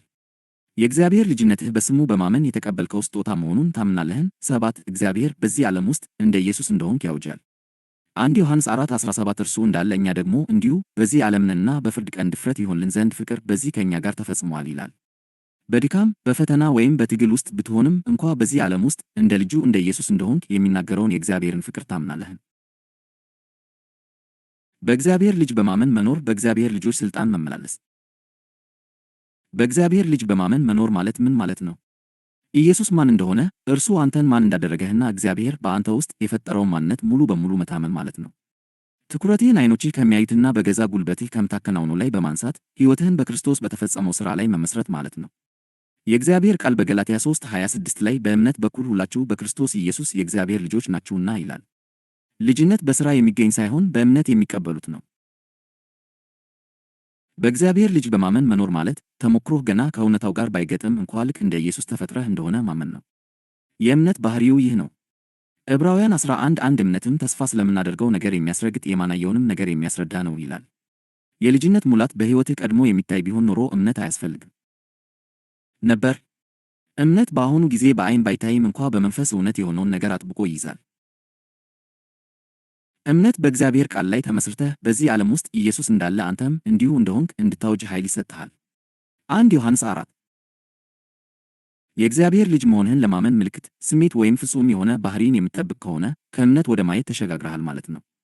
ሆኖም መጽሐፍ ቅዱስ በ2 ቆሮንቶስ 5:7 ላይ በእምነት እንመላለሳለን እንጂ በማየት አይደለም ይላል። ጻድቅ ለመሆን እየጠበቅህ አይደለም፣ አንተ በክርስቶስ ጻድቅ ነህ። ሥልጣንን ለማግኘት እየጣርክ አይደለም፣ በስሙ በማመን ሥልጣንን ተቀብለሃል። ኢየሱስ ፍጹም የእግዚአብሔር ልጅ ነው። የማይታየው እግዚአብሔር ምሳሌ ነው። እርሱ በጽድቅ በኃይልና በልጅነት ሙሉ በሙሉ የተሞላ ነው። ሆኖም ይህን ክብር ለራሱ ብቻ አላስቀረውም፣ ለአንተ እንደ ስጦታ ሰጥቶሃል። ዮሐንስ 1:12 ለተቀበሉት ሁሉ ግን የእግዚአብሔር ልጆች የሆኑ ዘንድ ሥልጣንን ሰጣቸው ይላል። እርሱ የሆነውን እንድትሆን መብት ሰጥቶሃል። እርሱ ከአብ ጋር የነበረውን ኅብረትና ሥልጣን አንተም እንድትጋራ መንፈሱን፣ ሥልጣኑና ስሙን ሰጥቶሃል። እንደ እግዚአብሔር ልጅ በድፍረት ለመመላለስ እንከን የለሽ ወይም ኃጢአት የማትሠራ እስክትሆን መጠበቅ የለብህም። መጀመሪያ ፍጽምና መምጣት አለበት ብለህ ካመንክ ፈጽሞ አትመላለስም። እግዚአብሔር ያለ ፍርሃት እንደ እግዚአብሔር ልጅ እንድትኖር ኃጢአትህን ቀድሞ በልጁ በኩል አስወግዶልሃል። ዕብራውያን 10:14 ሮሜ 8:1 በክርስቶስ ኢየሱስ ላሉት አሁን ኩነኔ እንደሌለባቸው ያረጋግጣል። ለዚህ ነው ኢየሱስ በዮሐንስ 14:12 እውነት እውነት እላችኋለሁ በእኔ የሚያምን እኔ የማደርገውን ሥራ እርሱ ደግሞ ያደርጋል ከዚህም የሚበልጥ ያደርጋል ያለው። የኢየሱስን ሥራ የመሥራት ቅድመ ሁኔታ በእርሱ ማመን ነው። ማመንህ ከእርሱ ሕይወት፣ መንፈስና ኃይል ጋር ያዋህድሃል። ኢየሱስ በዮሐንስ 14:13-14 ሲቀጥል አብ በወልድ እንዲከበር በስሜ የምትለምኑትን ሁሉ አደርገዋለሁ፣ ማናቸውንም ነገር በስሜ ብትለምኑ እኔ አደርገዋለሁ ይላል። በእምነት ቆመህ በኢየሱስ ስም ስትናገር ያን ጊዜ የምትሠራው አንተ ብቻ አይደለም። ኢየሱስ ሕይወቱንና ሥልጣኑን በአንተ በኩል እየገለጠ ነው። በእግዚአብሔር ልጅ በማመን መኖር ማለት ይህ ነው። ታዲያ ምን ትጠብቃለህ? ሌላ ምን ያስፈልግሃል? ሥራው ተፈጽሟል። ዋጋው ተከፍሏል። ስጦታው ተሰጥቷል። እግዚአብሔር አንተ ልጁ መሆንህን ቀድሞ አውቃል። ሮሜ 8:16-17 መንፈስ ቅዱስ ራሱ ከመንፈሳችን ጋር የእግዚአብሔር ልጆች መሆናችንን እንደሚመሰክር ይናገራል። ልጆች ከሆንንም ወራሾች ነን፣ የእግዚአብሔር ወራሾችና ከክርስቶስ ጋር አብረን ወራሾች ነን። የኢየሱስ የሆነው ሁሉ አሁን በእምነት ያንተ ነው። እግዚአብሔር ያንተን አፈጻጸም እየጠበቀ አይደለም፣ እርሱ እየጠበቀ ያለው ያንተን እምነት ነው። እግዚአብሔርን የምታከብረው በልጁ በማመንና እርሱ ቀድሞ ከሰጠ ነገር በመኖር ነው። ዕብራውያን 11:6 ያለ እምነት እግዚአብሔርን ደስ ማሰኘት እንደማይቻል ይናገራል። እግዚአብሔር ቀድሞ ሆነሃል ያለውን ነገር ለመሆን በመጣር እግዚአብሔርን አታከብረውም። የምታከብረው እርሱ በልጁ በኩል በነፃ የሰጠህን በመቀበልና በዚያም በመመላለስ ነው። በእግዚአብሔር ልጅ በማመን መኖር ማለት ክርስቶስ በአንተ ውስጥ እንደሚኖር በማወቅ በየቀኑ መንቃት ማለት ነው። ገላትያ 2:20 ከክርስቶስ ጋር ተሰቅያለሁ፣ እኔም አሁን አልኖርም፣ ክርስቶስ ግን በእኔ ይኖራል። አሁንም በሥጋ የምኖርበት ኑሮ በወደደኝና ስለ እኔ ራሱን በሰጠው በእግዚአብሔር ልጅ ላይ ባለ እምነት የምኖረው ነው ይላል። የእርሱ ሕይወት ያንተ ሕይወት ነው። የእርሱ ጽድቅ ያንተ ጽድቅ ነው። የእርሱ ሥልጣን ያንተ ሥልጣን ነው። ስለዚህ በድፍረት ተመላለስ፣ በድፍረት ተናገር፣ ያለ ፍርሃት ውደድ፣ ድውያንን ፈውስ፣ አጋንንትን አስወጣ፣ የእግዚአብሔርን መንግሥት ስበክ፣ እንደ እግዚአብሔር ልጅ ኑር። ዓለም ያንተን መገለጥ እየጠበቀ ነው። ሮሜ 8:19 ፍጥረት ሁሉ የእግዚአብሔርን ልጆች መገለጥ በናፍቆት እንደሚጠብቅ ይናገራል። በአንተና በልጅነትህ መገለጥ መካከል ያለው ብቸኛው መሰናክል አለማመን ነው። ባመንክበት ቅጽበት ሁሉ ነገር ይለወጣል። እምነት ከተፈጥሮ በላይ ለሆነው ነገር በር ይከፍታል። እምነት በሰማይ ያለውን እውነታ ወስዶ በምድር ላይ እንዲገለጥ ያደርጋል። በእግዚአብሔር ልጅ ማመን የንግሥና ልጅነትህን ዕጣ ፈንታ የሚከፍት ቁልፍ ነው። አንድ ነገር ለመሆን እየሞከርክ አይደለም፣ አንተ ቀድሞውኑ እንደ ኢየሱስ ተደርገህ ተፈጥረሃል። ስለዚህ ተነስና በዚያ እውነታ ውስጥ ኑር። የተወደድክ የእግዚአብሔር ልጅ ሆይ ይህን እውነት በደንብ ተረዳ። እግዚአብሔር እነዚህን ነገሮች የሚሰጥህ በጥረትህ፣ በጸሎትህ፣ በዲሲፕሊንህ ወይም በጽድቅህ ምክንያት አይደለም። የሚሰጠው በክርስቶስ በኩልና በእምነት ብቻ ነው። ጥያቄው ቀላል ነው። ይህን የምሥራች ታምናለህን? እውነተኛው ወንጌል ብዙዎች ካሰቡት በላይ ታላቅ ነው። ለደከሙትና ለማይችሉት ስጦታ የሚሆን እጅግ ታላቅ የፍቅር ምሥራች ነው። ፍቅሩ ያለምንም ቅድመ ሁኔታ የሆነውን ፍጹም አባት ይገልጣል። እንዲህ ባለው አምላክ በእውነት ስታምን መጣር ይቆማል፣ ጭንቀትም ኃይሉን ያጣል። ያን ጊዜ በእምነት መኖር ትጀምራለህ። የተጠራኸው እንድታምን ነው። ጥሪው የመጣው ከጸጋው ዙፋን እንጂ ከሰው ጥረት አይደለም። የምትቀበለው አንተ በሚታደርገው መጠን ሳይሆን አባትህ ማን እንደሆነ በሚታውቀው መጠን ነው። በምሕረቱና በተረፈ ጸጋው በእምነት ጻድቅ ተደርገሃል። በእምነት እንደ ጻድቅ መኖር ማለት ይህ ነው። ይህንን ካመንህ ሕይወትህ ይለወጣል። ያለ ፍርሃትና በድፍረት ትኖራለህ። ሳይደክምህ ትመላለሳለህ።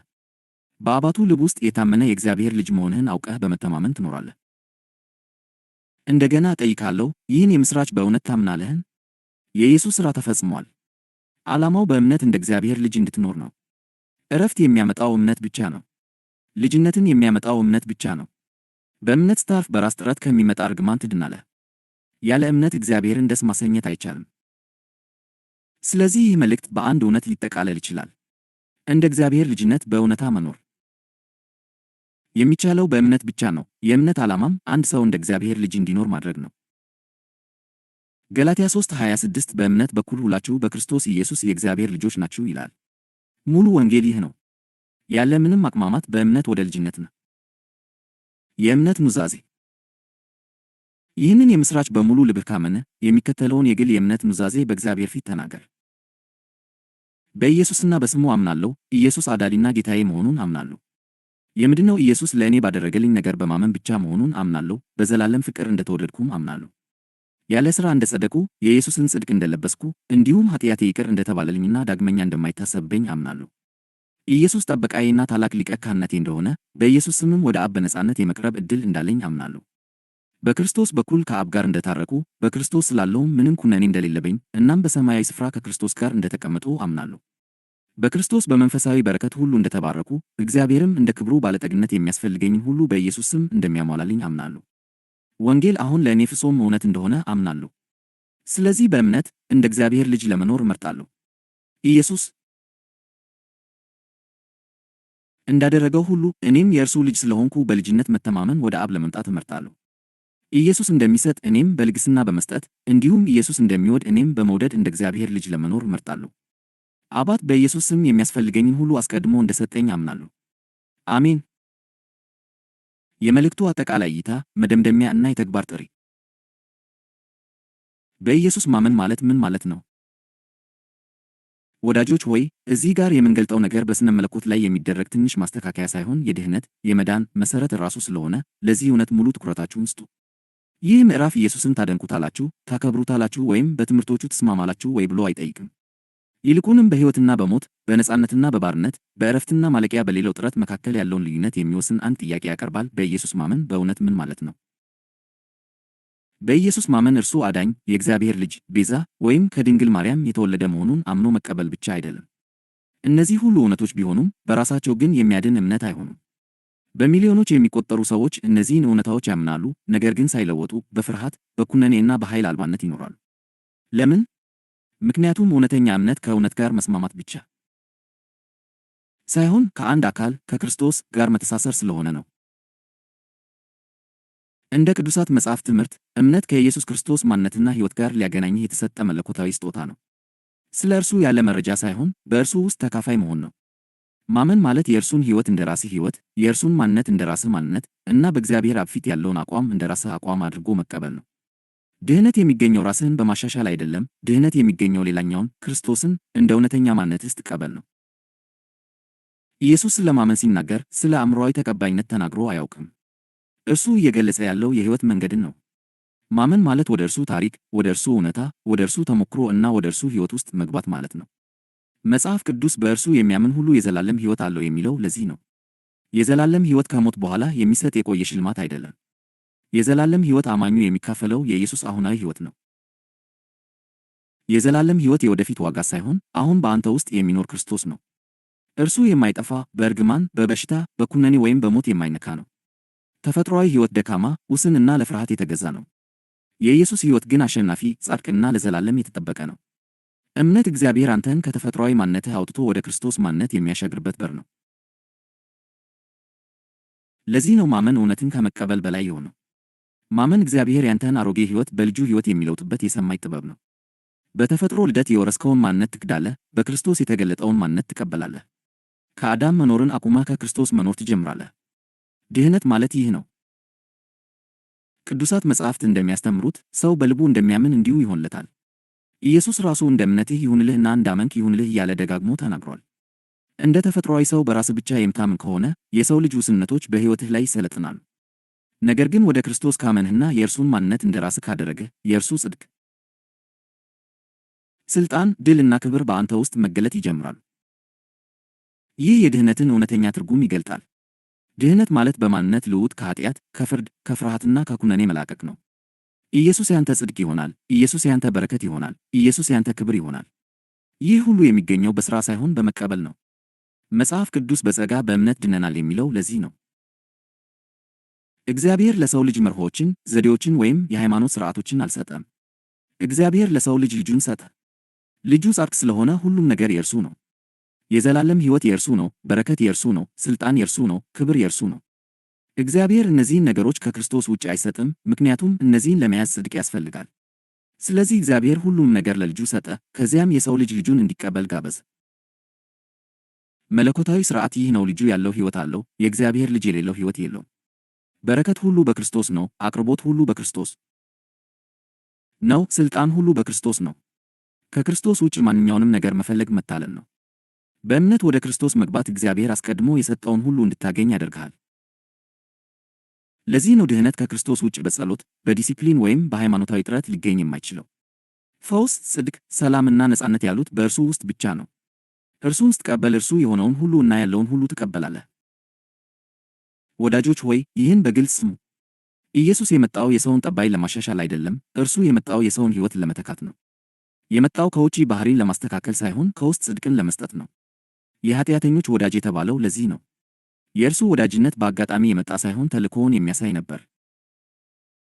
ኢየሱስ የመጣው የሥነ ምግባር መሻሻል ለማምጣት ቢሆን ኖሮ ሕጉ በቂ ነበር። ሕጎች፣ ዛቻዎች እና ቅጣቶች ባህሪን ሊገቱ ይችላሉ። ነገር ግን ኢየሱስ ከሕግ የሚበልጥ ነገርን ገለጠ፣ ጸጋን ገለጠ፣ እምነትን ገለጠ፣ ራሱን እንደ እግዚአብሔር ስጦታ ገለጠ። ሰዎችን ራሳችሁን አሻሽሉ አላለም፣ ሰዎችን ወደ ራሱ ጠራ። እውነተኛ ጽድቅ የሚመጣው ጻድቅ ለመሆን በመሞከር ሳይሆን የኢየሱስን ጽድቅ በመቀበል ነው። ድህነት ራስን መጠገን ሳይሆን መለኮታዊ ልውውጥ ነው።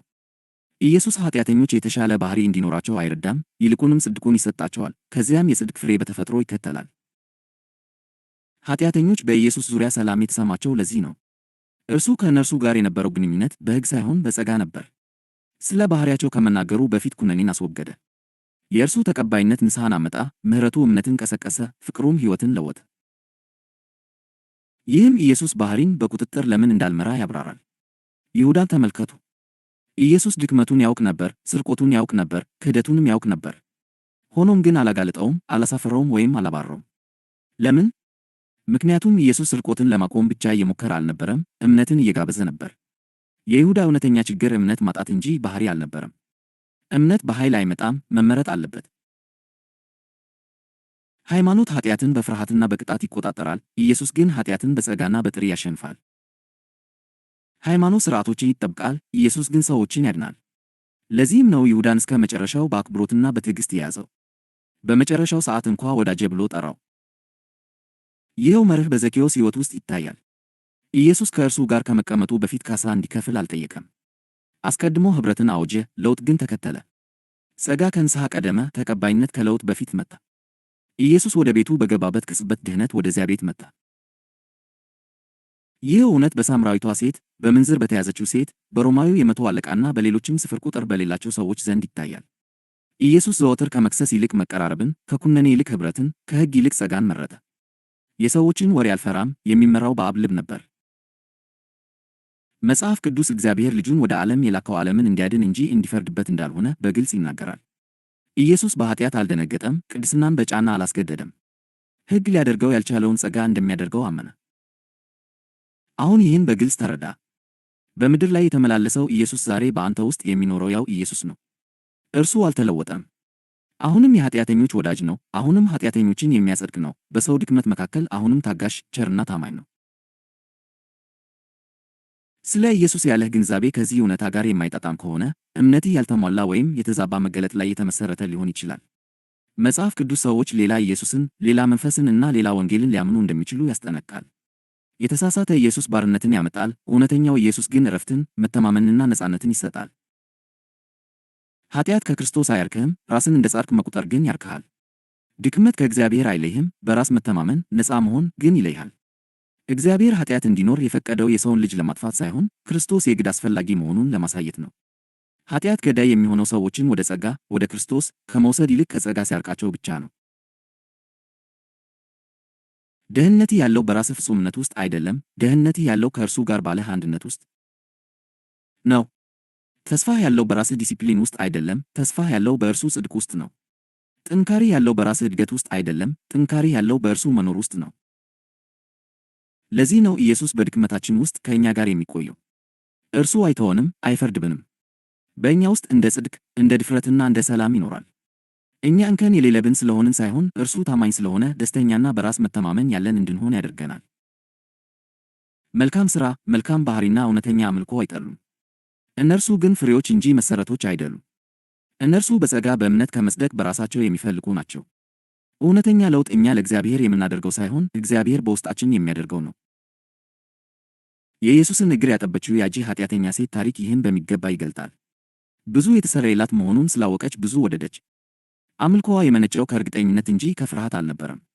ስምዖን ግን ራሱን ጻድቅ አድርጎ መቁጠሩ ፍላጎቱን እንዳያይ ስላሳወረው በጥልቀት መውደድ አልቻለም። ኢየሱስ ያዳናት እምነቷ እንደሆነ ተናገረ።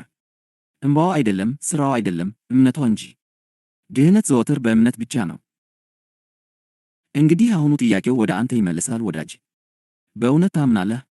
እግዚአብሔር ያለ ምንም ቅድመ ሁኔታ እንደሚወድህ ታምናለህ? ጽድቅ በስጦታ እንደተሰጠህ ታምናለህ? ምንም ኩነኔ እንደሌለብህ ታምናለህ?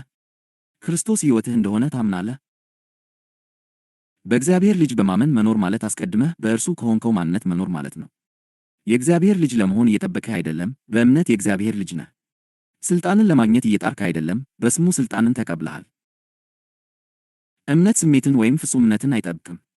እምነት በክርስቶስ አስቀድሞ እውነት የሆነውን አጥብቆ ይይዛል። እርሱ እንዳለ እኛም በዚህ ዓለም እንዲሁ ነን። ይህ አሁናዊ እውነታ እንጂ የወደፊት ተስፋ አይደለም። ስለዚህ በድፍረት ኑር፣ በድፍረት ተናገር፣ በነፃነት ውደድ፣ በልበ ሙሉነት ተመላለስ። ሥራው ተፈጽሟል፣ ስጦታው ተሰጥቷል። ጥያቄው እምነት ብቻ ነው። እውነተኛው ኢየሱስ ይህ ነው። እውነተኛው ወንጌል ይህ ነው። እውነተኛው የድህነት መንገድ ይህ ነው።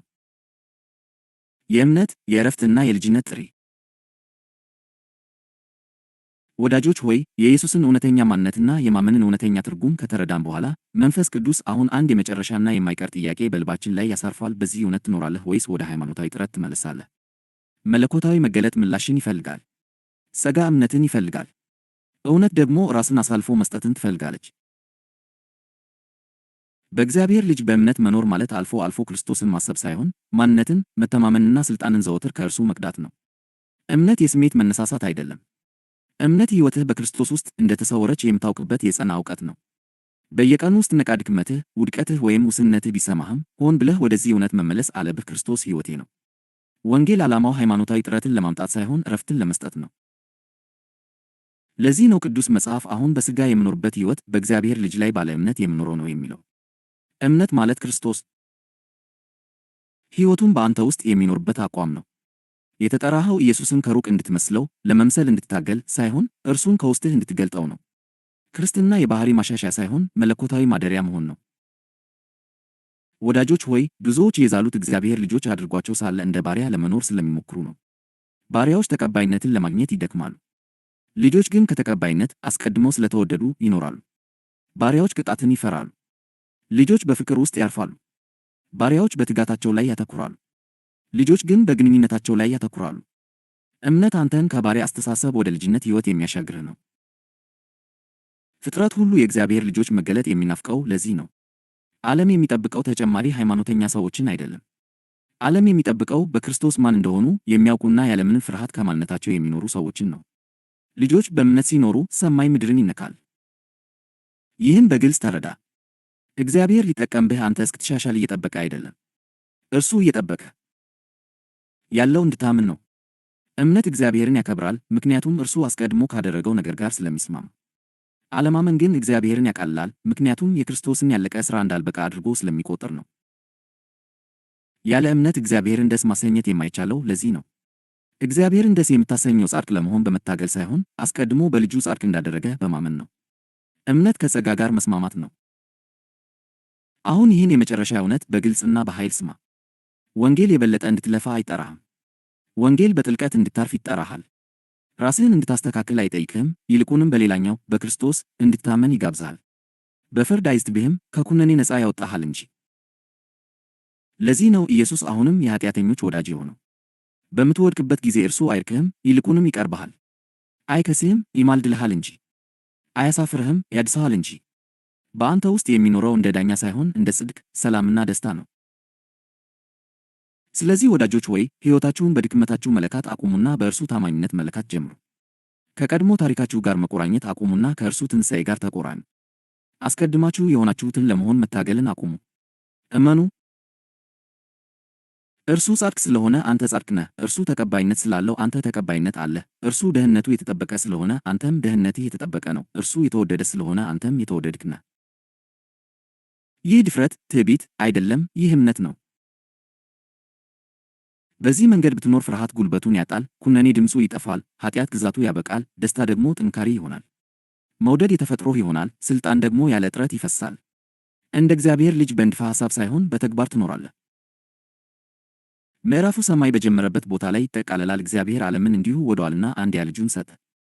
በእርሱ የሚያምን ሁሉ አይጠፋም፣ ከሕይወቱም ይኖራል። ወንጌል ይህ ነው። ጥሪው ይህ ነው። የድኅነት መንገድ ይህ ነው። ወዳጆች ሆይ ሥራው ተፈጽሟል። ልጁ ተሰጥቷል። ሕይወቱም ይገኛል። ብቻ አመን። ይህ መልእክት በሃይማኖት እንዴት እንደተዛባ እና አጥብቆ መያዝ ለምን ለነጻነት አስፈላጊ እንደሆነ። ወዳጆች ሆይ በቤተ ክርስቲያን ታሪክ ውስጥ ካሉት ታላላቅ አሳዛኝ ሁኔታዎች አንዱ ይህ መልእክት አለመሰበኩ ሳይሆን ተሰብኮ ሳለ ግን ቀስ በቀስ ኃይሉ እንዲገፈፍ መደረጉ ነው። በዚህ ምዕራፍ የተገለጠው እውነት የኢየሱስ እውነተኛ ማንነትና በእምነት የሚገኝ የድኅነት ትርጉም በሃይማኖት አማካኝነት በተደጋጋሚ ተዛብቷል፣ ተቀጥቅጧል እና አቅጣጫው እንዲስት ተደርጓል። ይህም በምዕመናን ሕይወት ውስጥ ነጻነትን እንዳያመጣ አድርጎታል። ለሕይወት የተሰጠው ነገር ወደ ዶክትሪን ትምህርት ተቀየረ፣ ለማንነት የተሰጠው ወደ መመሪያ ተለወጠ፣ ለዕረፍት የተሰጠው ደግሞ ወደ ኃላፊነት ተገለበጠ። ሃይማኖት ዘወትር ይህን መልእክት በተሳሳተ መንገድ የሚረዳው ወደ እግዚአብሔር የሚቀርበው በተሳሳተ አቅጣጫ ስለሆነ ነው። ወንጌል የሚጀምረው እግዚአብሔር ባደረገው ነገር ነው። ሃይማኖት ግን የሚጀምረው ሰው ማድረግ ባለበት ነገር ነው። ወንጌል ያለቀ ሥራን ያውጃል፣ ሃይማኖት ግን በማያልቅ ሥራ ትጋት ላይ ያተኩራል። ወንጌል ክርስቶስን እንደ ሕይወት ይገልጠዋል፣ ሃይማኖት ግን ክርስቶስን እንደ አርአያ ምሳሌ ብቻ ያወርደዋል። ከዋና ዋናዎቹ መዛባቶች አንዱ ይህ ነው። ሃይማኖት ሰዎች ወደ ኢየሱስ እንዲያምኑ ከማድረግ ይልቅ ስለ ኢየሱስ ያሉ እውነታዎችን እንዲያምኑ ያስተምራል። የታሪክ ትክክለኛነትን፣ የዶክትሪን ጥራትን እና የሥነ መለኮት ስምምነትን ያጎላል፣ ነገር ግን አንድነትን፣ ማንነትን እና ተካፋይነትን ችላ ይላል። በዚህም ምክንያት ብዙዎች ኢየሱስ ጌታ እንደሆነ በቅንነት ይመሰክራሉ፣ ነገር ግን አሁንም ከእርሱ እንደተለዩ ሆነው ይኖራሉ። እርሱ ጻድቅ መሆኑን ያምናሉ፣ ነገር ግን ራሳቸው ጻድቅ ለመሆን መታገላቸውን ይቀጥላሉ። እርሱ አሸናፊ መሆኑን ያምናሉ፣ ነገር ግን በፍርሃትና በኩነኔ ስር መኖራቸውን ይቀጥላሉ። ሃይማኖት እምነትን በአእምሮአዊ ስምምነት ተክቶታል። ሰዎችን ማመን ማለት አንድ ነገር እውነት መሆኑን መቀበል እንጂ ክርስቶስን እንደ ሕይወት መቀበል እንደሆነ አላስተማራቸውም። ይህ ረቂቅ ለውጥ አስከፊ መዘዝ አለው። እምነት ወደ ስምምነት ብቻ ሲወርድ፣ ድህነት ደግሞ ምንም አይነት የተግባር ኃይል ወደሌለው ሕጋዊ ሁኔታ ብቻ ይወርዳል። ሰዎች ድነሃል ይባላሉ፣ ነገር ግን አሁንም በጥፋተኝነት ስሜት፣ በፍርሃትና በባርነት ይኖራሉ፣ ምክንያቱም ከክርስቶስ ማንነት መኖርን አልተማሩም። ሌላው ትልቅ መዛባት የድህነትን ጉዳይ ወደ ስነ ምግባር ማውረድ ነው። ሃይማኖት የሚያስተምረው ኢየሱስ የመጣው በዋናነት ሰዎችን የተሻሉ፣ ሥርዓታማ፣ ታዛዥና ስነ ምግባር ያላቸው ለማድረግ እንደሆነ ነው። በዚህም ድህነትን የማንነት ልውውጥ ከማድረግ ይልቅ የባህሪ ማሻሻያ አድርጎ ያቀርበዋል። መስቀሉ እንደ ይቅርታ ይሰበካል እንጂ እንደ አንድነት አይሰበክም። ትንሣኤው የኢየሱስ አምላክነት ማረጋገጫ ተደርጎ ይከበራል እንጂ የአማኙ አዲስ ሕይወት ተደርጎ አይታይም። በዚህ ምክንያት ብዙ አማኞች እንደ ጻድቃን ልጆች ሳይሆን እንደ ይቅርታ የተደረገላቸው ኃጢአተኞች ይኖራሉ። ራሳቸውን ዘወትር ጉድለት እንዳለባቸውና በእግዚአብሔር ዘንድ እንደተገፉ ሰዎች አድርገው ያያሉ እንጂ የልጁን ጽድቅና ሕይወት እንደተቀበሉ አያዩም። ይህ የተሳሳተ ግንዛቤ በራስ ጥረት ውስጥ ተጠፍረው እንዲቀሩ ያደርጋቸዋል። አስቀድመው የሆኑትን ለመሆን ይጸልያሉ፣ አስቀድሞ የተሰጣቸውን ለማግኘት ይለፋሉ። ኩነኔ ተወግዶ ሳለ ፍርድን ይፈራሉ።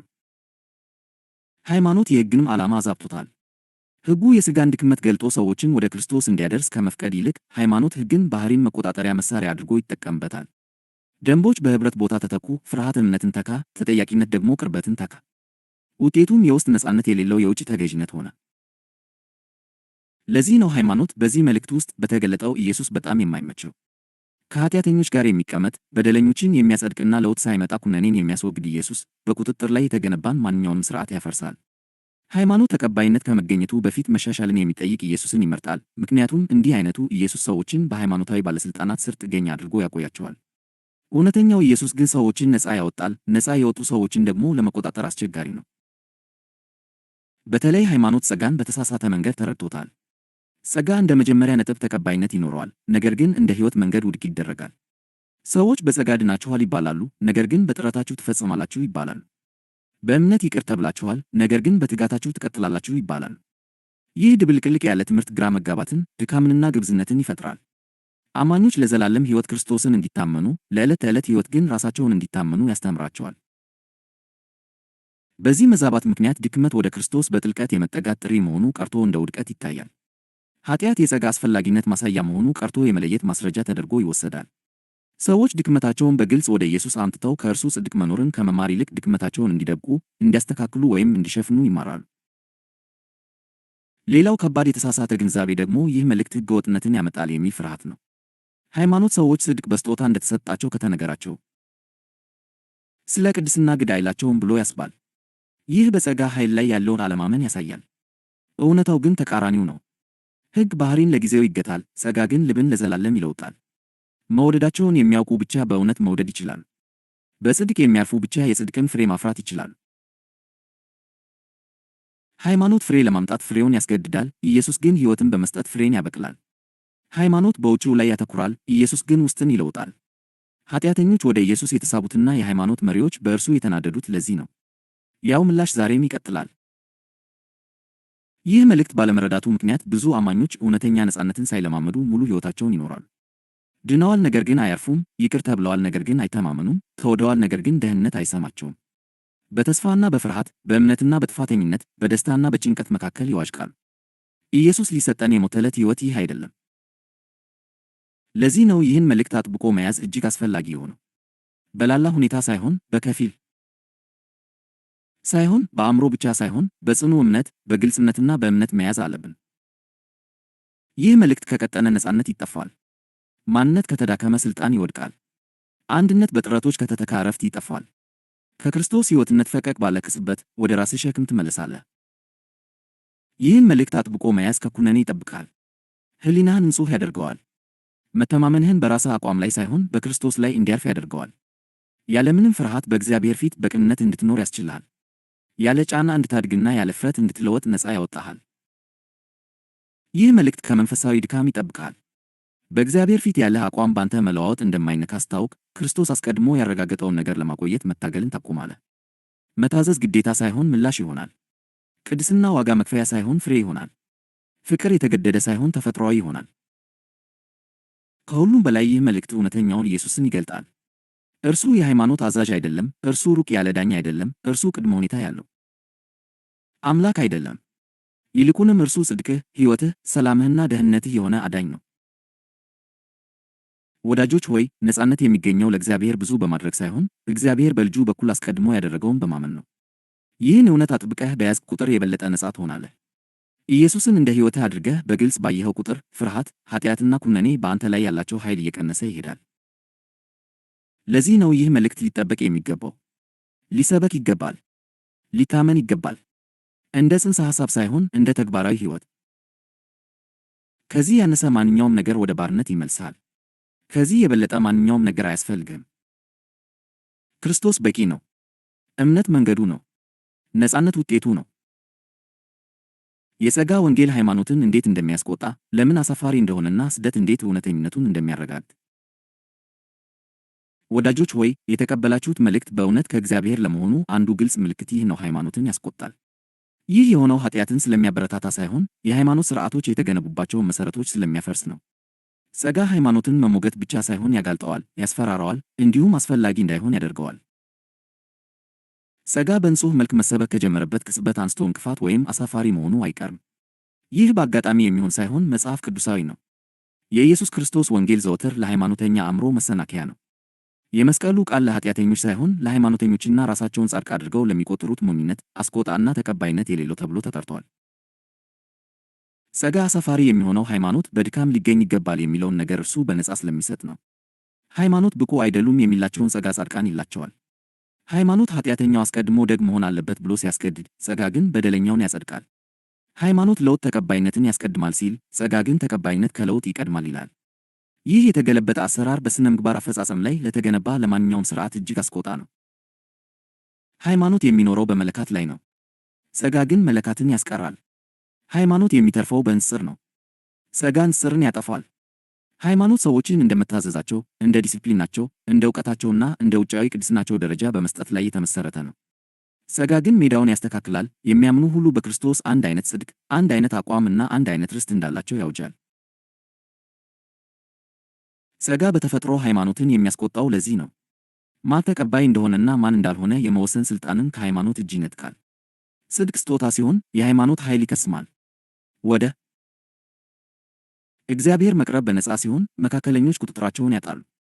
አማኞች ተቀባይነት እንዳላቸው ሲያውቁ በፍርሃት ላይ የተመሠረተ መታዘዝ አይሠራም። ጸጋ አሳፋሪ የሚሆነው ኃጢአተኞችን አሁኑኑ እንኳን ደህና መጣችሁ ስለሚላቸው ነው። ከንስሐ ሥርዓቶች በኋላ አይደለም፣ ከሥነ ምግባር መሻሻል በኋላ አይደለም፣ ከባህሪ ማስተካከያ በኋላ አይደለም፣ አሁኑኑ ነው። ጸጋ የተሰበሩትን ደካሞችንና ኃጢአተኞችን በቀጥታ በክርስቶስ በኩል ከእግዚአብሔር ጋር ወደ ኅብረት ይጋብዛል። በትክክልም ኃጢአተኞች ኢየሱስን የወደዱትና የሃይማኖት መሪዎች የጠሉት ለዚህ ነው። ያው ምላሽ ዛሬም ይቀጥላል። የጸጋን ብዛትና የጽድቅን ስጦታ የሚያውጀው ወንጌል ተቃውሞን፣ ጥርጣሬንና ክስን ይቀሰቅሳል።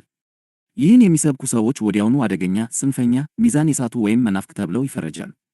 ለምን? ምክንያቱም ይህ መልእክት የሃይማኖትን የጥረትና የሽልማት ኢኮኖሚ ስለሚያሰጋ ነው። ቅዱስ መጽሐፍ ራሱ ስለዚህ ምላሽ ያስጠነቅቀናል። ያለ ሥራ በእምነት መጽደቅን የሰበከው ሐዋርያው ጳውሎስ በሃይማኖተኛ ሰዎች ያለ ዕረፍት ይሰደድ ነበር። ኃጢአትን ያበረታታል፣ ሕግን ያፈርሳል፣ እንዲሁም ሥነ ምግባርን ያጠፋል ተብሎ ተከሷል። ሆኖም ጳውሎስ በግልጽ መለሰ። ጽድቅ በሕግ በኩል የሚመጣ ከሆነ ክርስቶስ በከንቱ ሞተ። የመስቀሉ እክል በትክክልም ይህ ነው። የሰው ጥረት ሙሉ በሙሉ ተገሏል። የጽድቅ ስጦታ አስቆጣ የሚሆነው ምንም ያህል ዲሲፕሊን፣ መሥዋዕትነት ወይም ሃይማኖታዊ ትጋት በእግዚአብሔር ፊት ያለህን አቋም ሊያሻሽለው እንደማይችል ስለሚያውጅ ነው። ይህ ኩሩዎችን ያወርዳል፣ በራሳቸው የሚተማመኑትንም ያስቆጣል። የራስ ጽድቅን ከንቱነት ያጋልጣል፣ ትምክህትን ያስቀራል። ለሰው ልጅ አንድ አማራጭ ብቻ ይተዋል፣ እምነት። ስለ ጸጋ ስደት የሚመጣው ለዚህ ነው። ከዓለም የሚመጣ ስደት ሳይሆን ከሃይማኖት የሚመጣ ስደት። ኃጢአተኞች ምሕረት እንደሚያስፈልጋቸው ስለሚያውቁ ዓለም ብዙ ጊዜ ከሃይማኖት ይልቅ ለጸጋ ክፍት ናት። ሃይማኖተኛ ሰዎች ግን ሽልማት ይገባናል ብለው ያምናሉ። ኢየሱስ ራሱ ሃይማኖተኞች እርሱን በእውነት የሚከተሉትን እግዚአብሔርን እንደሚያገለግሉ እያሰቡ እንደሚያሳድዱ ተናግሯል። ይህ ስደት በዋናነት የአካል ጥቃት አይደለም፣ ብዙ ጊዜ ረቂቅ ነው። የሚመጣው በመገለል፣ በማግለል፣ ስምን በማጥፋትና በሐሰት ወሬ ነው።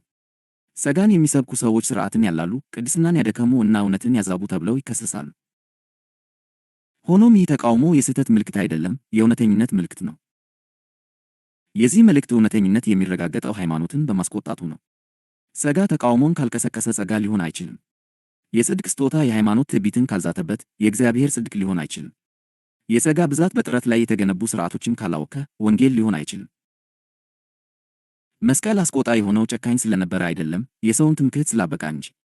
ጸጋ አስቆጣ የሚሆነው ለራስ ክብር ቦታ ስለማይተው ነው። ድህነት ከመጀመሪያ እስከ መጨረሻ ሙሉ በሙሉ የእግዚአብሔር ሥራ መሆኑን ያውጃል። ሃይማኖት ከዚህ እውነት ጋር አብሮ መኖር አይችልም። ለዚህ ነው ኢየሱስ ለኃጢአተኞች ገር፣ ለሃይማኖተኞች ግን ጠንካራ የነበረው።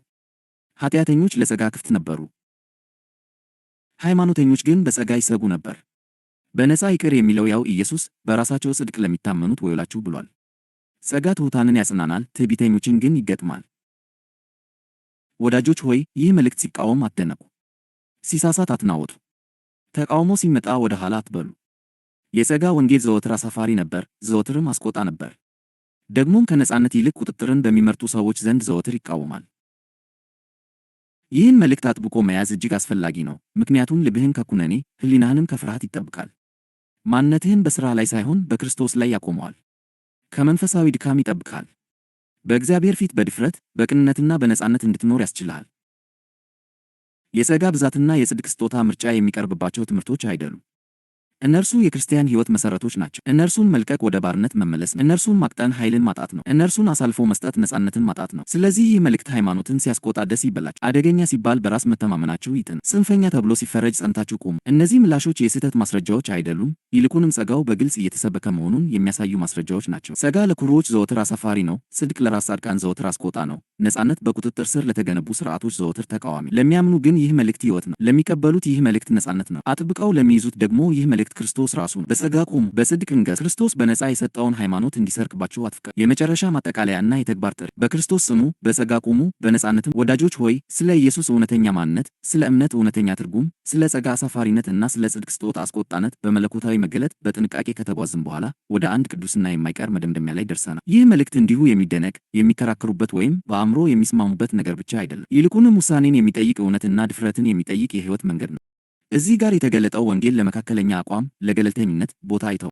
ይህን መልእክት በቸልታ ይዘህ ሳይለወጥ መቅረት አትችልም። ክርስቶስን በእውነት እንደ ሕይወትህ ካየህ በኋላ አሁንም በራስህ ማንነት እንደምትገደብ አድርገህ መኖር አትችልም። የጸጋን ብዛትና የጽድቅን ስጦታ ተቀብለህ አሁንም ሕሊናህን ለፍርሃት፣ ለኩነኔና ለሃይማኖታዊ ጫና ማስገዛት አትችልም። መለኮታዊ መገለጥ ዘወትር ምላሽን ይፈልጋል። የመጨረሻው መደምደሚያ ይህ ነው። ኢየሱስ ክርስቶስ ራሱ የድህነት የመዳን ጠቅላላ ድምር ነው። ድህነት በመርሆች፣ በተግባራት፣ በሥነ ምግባር ጥረት ወይም በሃይማኖታዊ አፈጻጸም ውስጥ አይገኝም። ድህነት የሚገኘው ከእግዚአብሔር ልጅ ጋር ባለን አንድነት ውስጥ ነው። በኢየሱስ ማመን ማለት የእርሱን ሕይወት እንደ ራስህ ሕይወት፣ የእርሱን ጽድቅ እንደ ራስህ ጽድቅ እና በአብ ፊት ያለውን አቋም እንደ ቋሚ አቋም አድርገህ መቀበል ነው።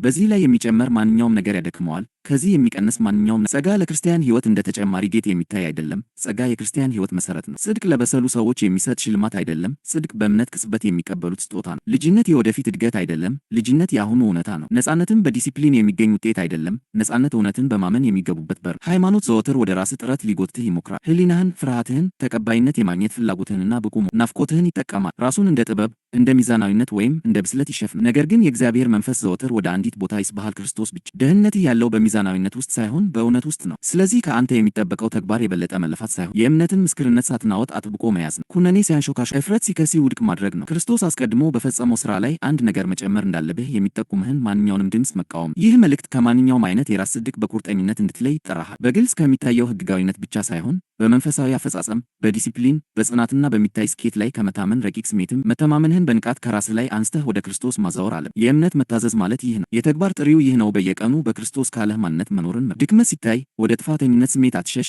በድፍረት ወደ ጽድቅህ ሩጥ። ውድቀት ሲከሰት አቋምህን አጠራጠር። አንድነትህን በድጋሚ አውጅ። ፍርሃት ሲመጣ ለማሸነፍ አታገል። በፍቅር ውስጥ እረፍ። እምነት የሚረጋገጠው በአንተ ጽናት አይደለም። እምነት የሚረጋገጠው በጎደል ጊዜ በምትሮጥበት ስፍራ ነው። ይህን ወንጌል እንድትጠብቅ ተጠርተሃል። በጠብ አጫሪነት ሳይሆን በታማኝነት፣ ራስን በመከላከል ስሜት ሳይሆን በልበ ሙሉ። ወንጌሉን የምትጠብቀው ሳይቀልጥ ሳይቀጥን በማቅረብ ነው። ወንጌሉን የምትጠብቀው ስለ እውነቱ ይቅርታ መጠየቅ። ወንጌሉን የምትጠብቀው በእርሱ በመኖር ነው። ለጸጋ ትልቁ መከላከያ በክርስቶስ የሚያርፍና ያለ ጥረት ፍሬ የሚያፈራ ተቃውሞን ጠብቅ። አለመግባባትን ጠብቅ። በተለይ በጥረትና በቁጥጥር ላይ ከተገነቡ የሃይማኖት ስርዓቶች ተቃውሞ እንደሚመጣው በዚህ አትደነቅ። ይህ የእውነተኝነቱ ማረጋገጫ እንጂ ተቃር አይደለም። በኢየሱስ ዘመን የሃይማኖት መሪዎችን ያስቆጣው ያው ወንጌል ዛሬም ያስቆጣቸዋል። ያኔ ኃጢአተኞችን የሳበው ያው ጸጋ ዛሬም ይስባቸዋል። ስደትን አትፈልግ፣ ነገር ግን አትፍራው። ተቀባይነትን አትፈልግ፣ ነገር ግን የሚቃወሙህን አትናቃቸው። በትህትና ተመላለስ፣ በጥልቀት ውደድ፣ በጽናትም ቁም በል። ጸጋ ትዕቢተኛ አያደርግህም፣ ጸጋ የማይናወጥ ያደርግሃል እንጂ። በመጨረሻም ይህ መልእክት የሚጠይቀው ተግባር በእረፍት የተገለጸ እምነት ነው። እግዚአብሔር አስቀድሞ የሆንከውን ለመሆን መታገልን አቁም። ወደ አብ ከመቅረብህ በፊት ብቁ ነኝ የሚል ስሜት እስኪመጣ መጠበቅን አቁም። ራስህን እስክታሻሽል ድረስ ደስታን አታራዝም። በሩ አሁን ክፍት ነው። ጥሪው አሁን ነው። ሕይወቱም አሁን ነው። እንደ እግዚአብሔር ልጅ ነው። ተቀባይነት እንዳለው ሰው ተናገር። እንደሚሰማ ሰው ጸልይ። ደህንነቱ እንደተጠበቀ ሰው ውደድ። ነፃ እንደወጣ ሰው አገልግል። ምንም እንደማይጎድለው ሰው በስጦታ ጻድቅ እንደሆነ ሰው ተመላለስ። ወንጌል በመመሪያ አያበቃም፣ በግብዣ ቁም በል፣ እረፍ፣ ኑር። የዚህ መልእክት የመጨረሻ ቃል ይህ ነው። ክርስቶስ ጸጋ ይበቃሃል። ጽድቅ ያንተ ነው። ነፃነት ርስትህ ነው። ይህን እውነት አትልቀቅ። በሃይማኖት አትለውጠው። ተቀባይነትን ለማግኘት ብለህ አታክት ነው። በክርስቶስ ጽኑ፣ በእውነትም ነፃ ትሆናላችሁ። በዚህ በመልእክቱ የመጀመሪያ ምዕራፍ ስለ እውነተኛው የኢየሱስ ማንነት መሰረታዊ ግንዛቤ ለመስጠት ሞክረናል። ሆኖም ግን የእርሱን ማንነት በእውነተኛና ተግባራዊ የህይወት ታሪክ ለመግለጥ እንዲሁም በሰው ልጆች ድካም መካከል እንዴት ይኖር እንደነበር ለማሳየት በሁለተኛው ምዕራፍ ወደ አንድ ተጨባጭ ምሳሌ እንመለሳለን። ከዳተኛ ተብሎ የሚጠራውን የይሁዳን ህይወት እንመረምራለን። እንዲሁም ኢየሱስ ለይሁዳ ኃጢአት መከለያና ጽድቅ ሆኖ በቆየበት ጊዜ ሁሉ ከእርሱ ጋር እንዴት ይዛመድ እንደነበር እንመለከታለን።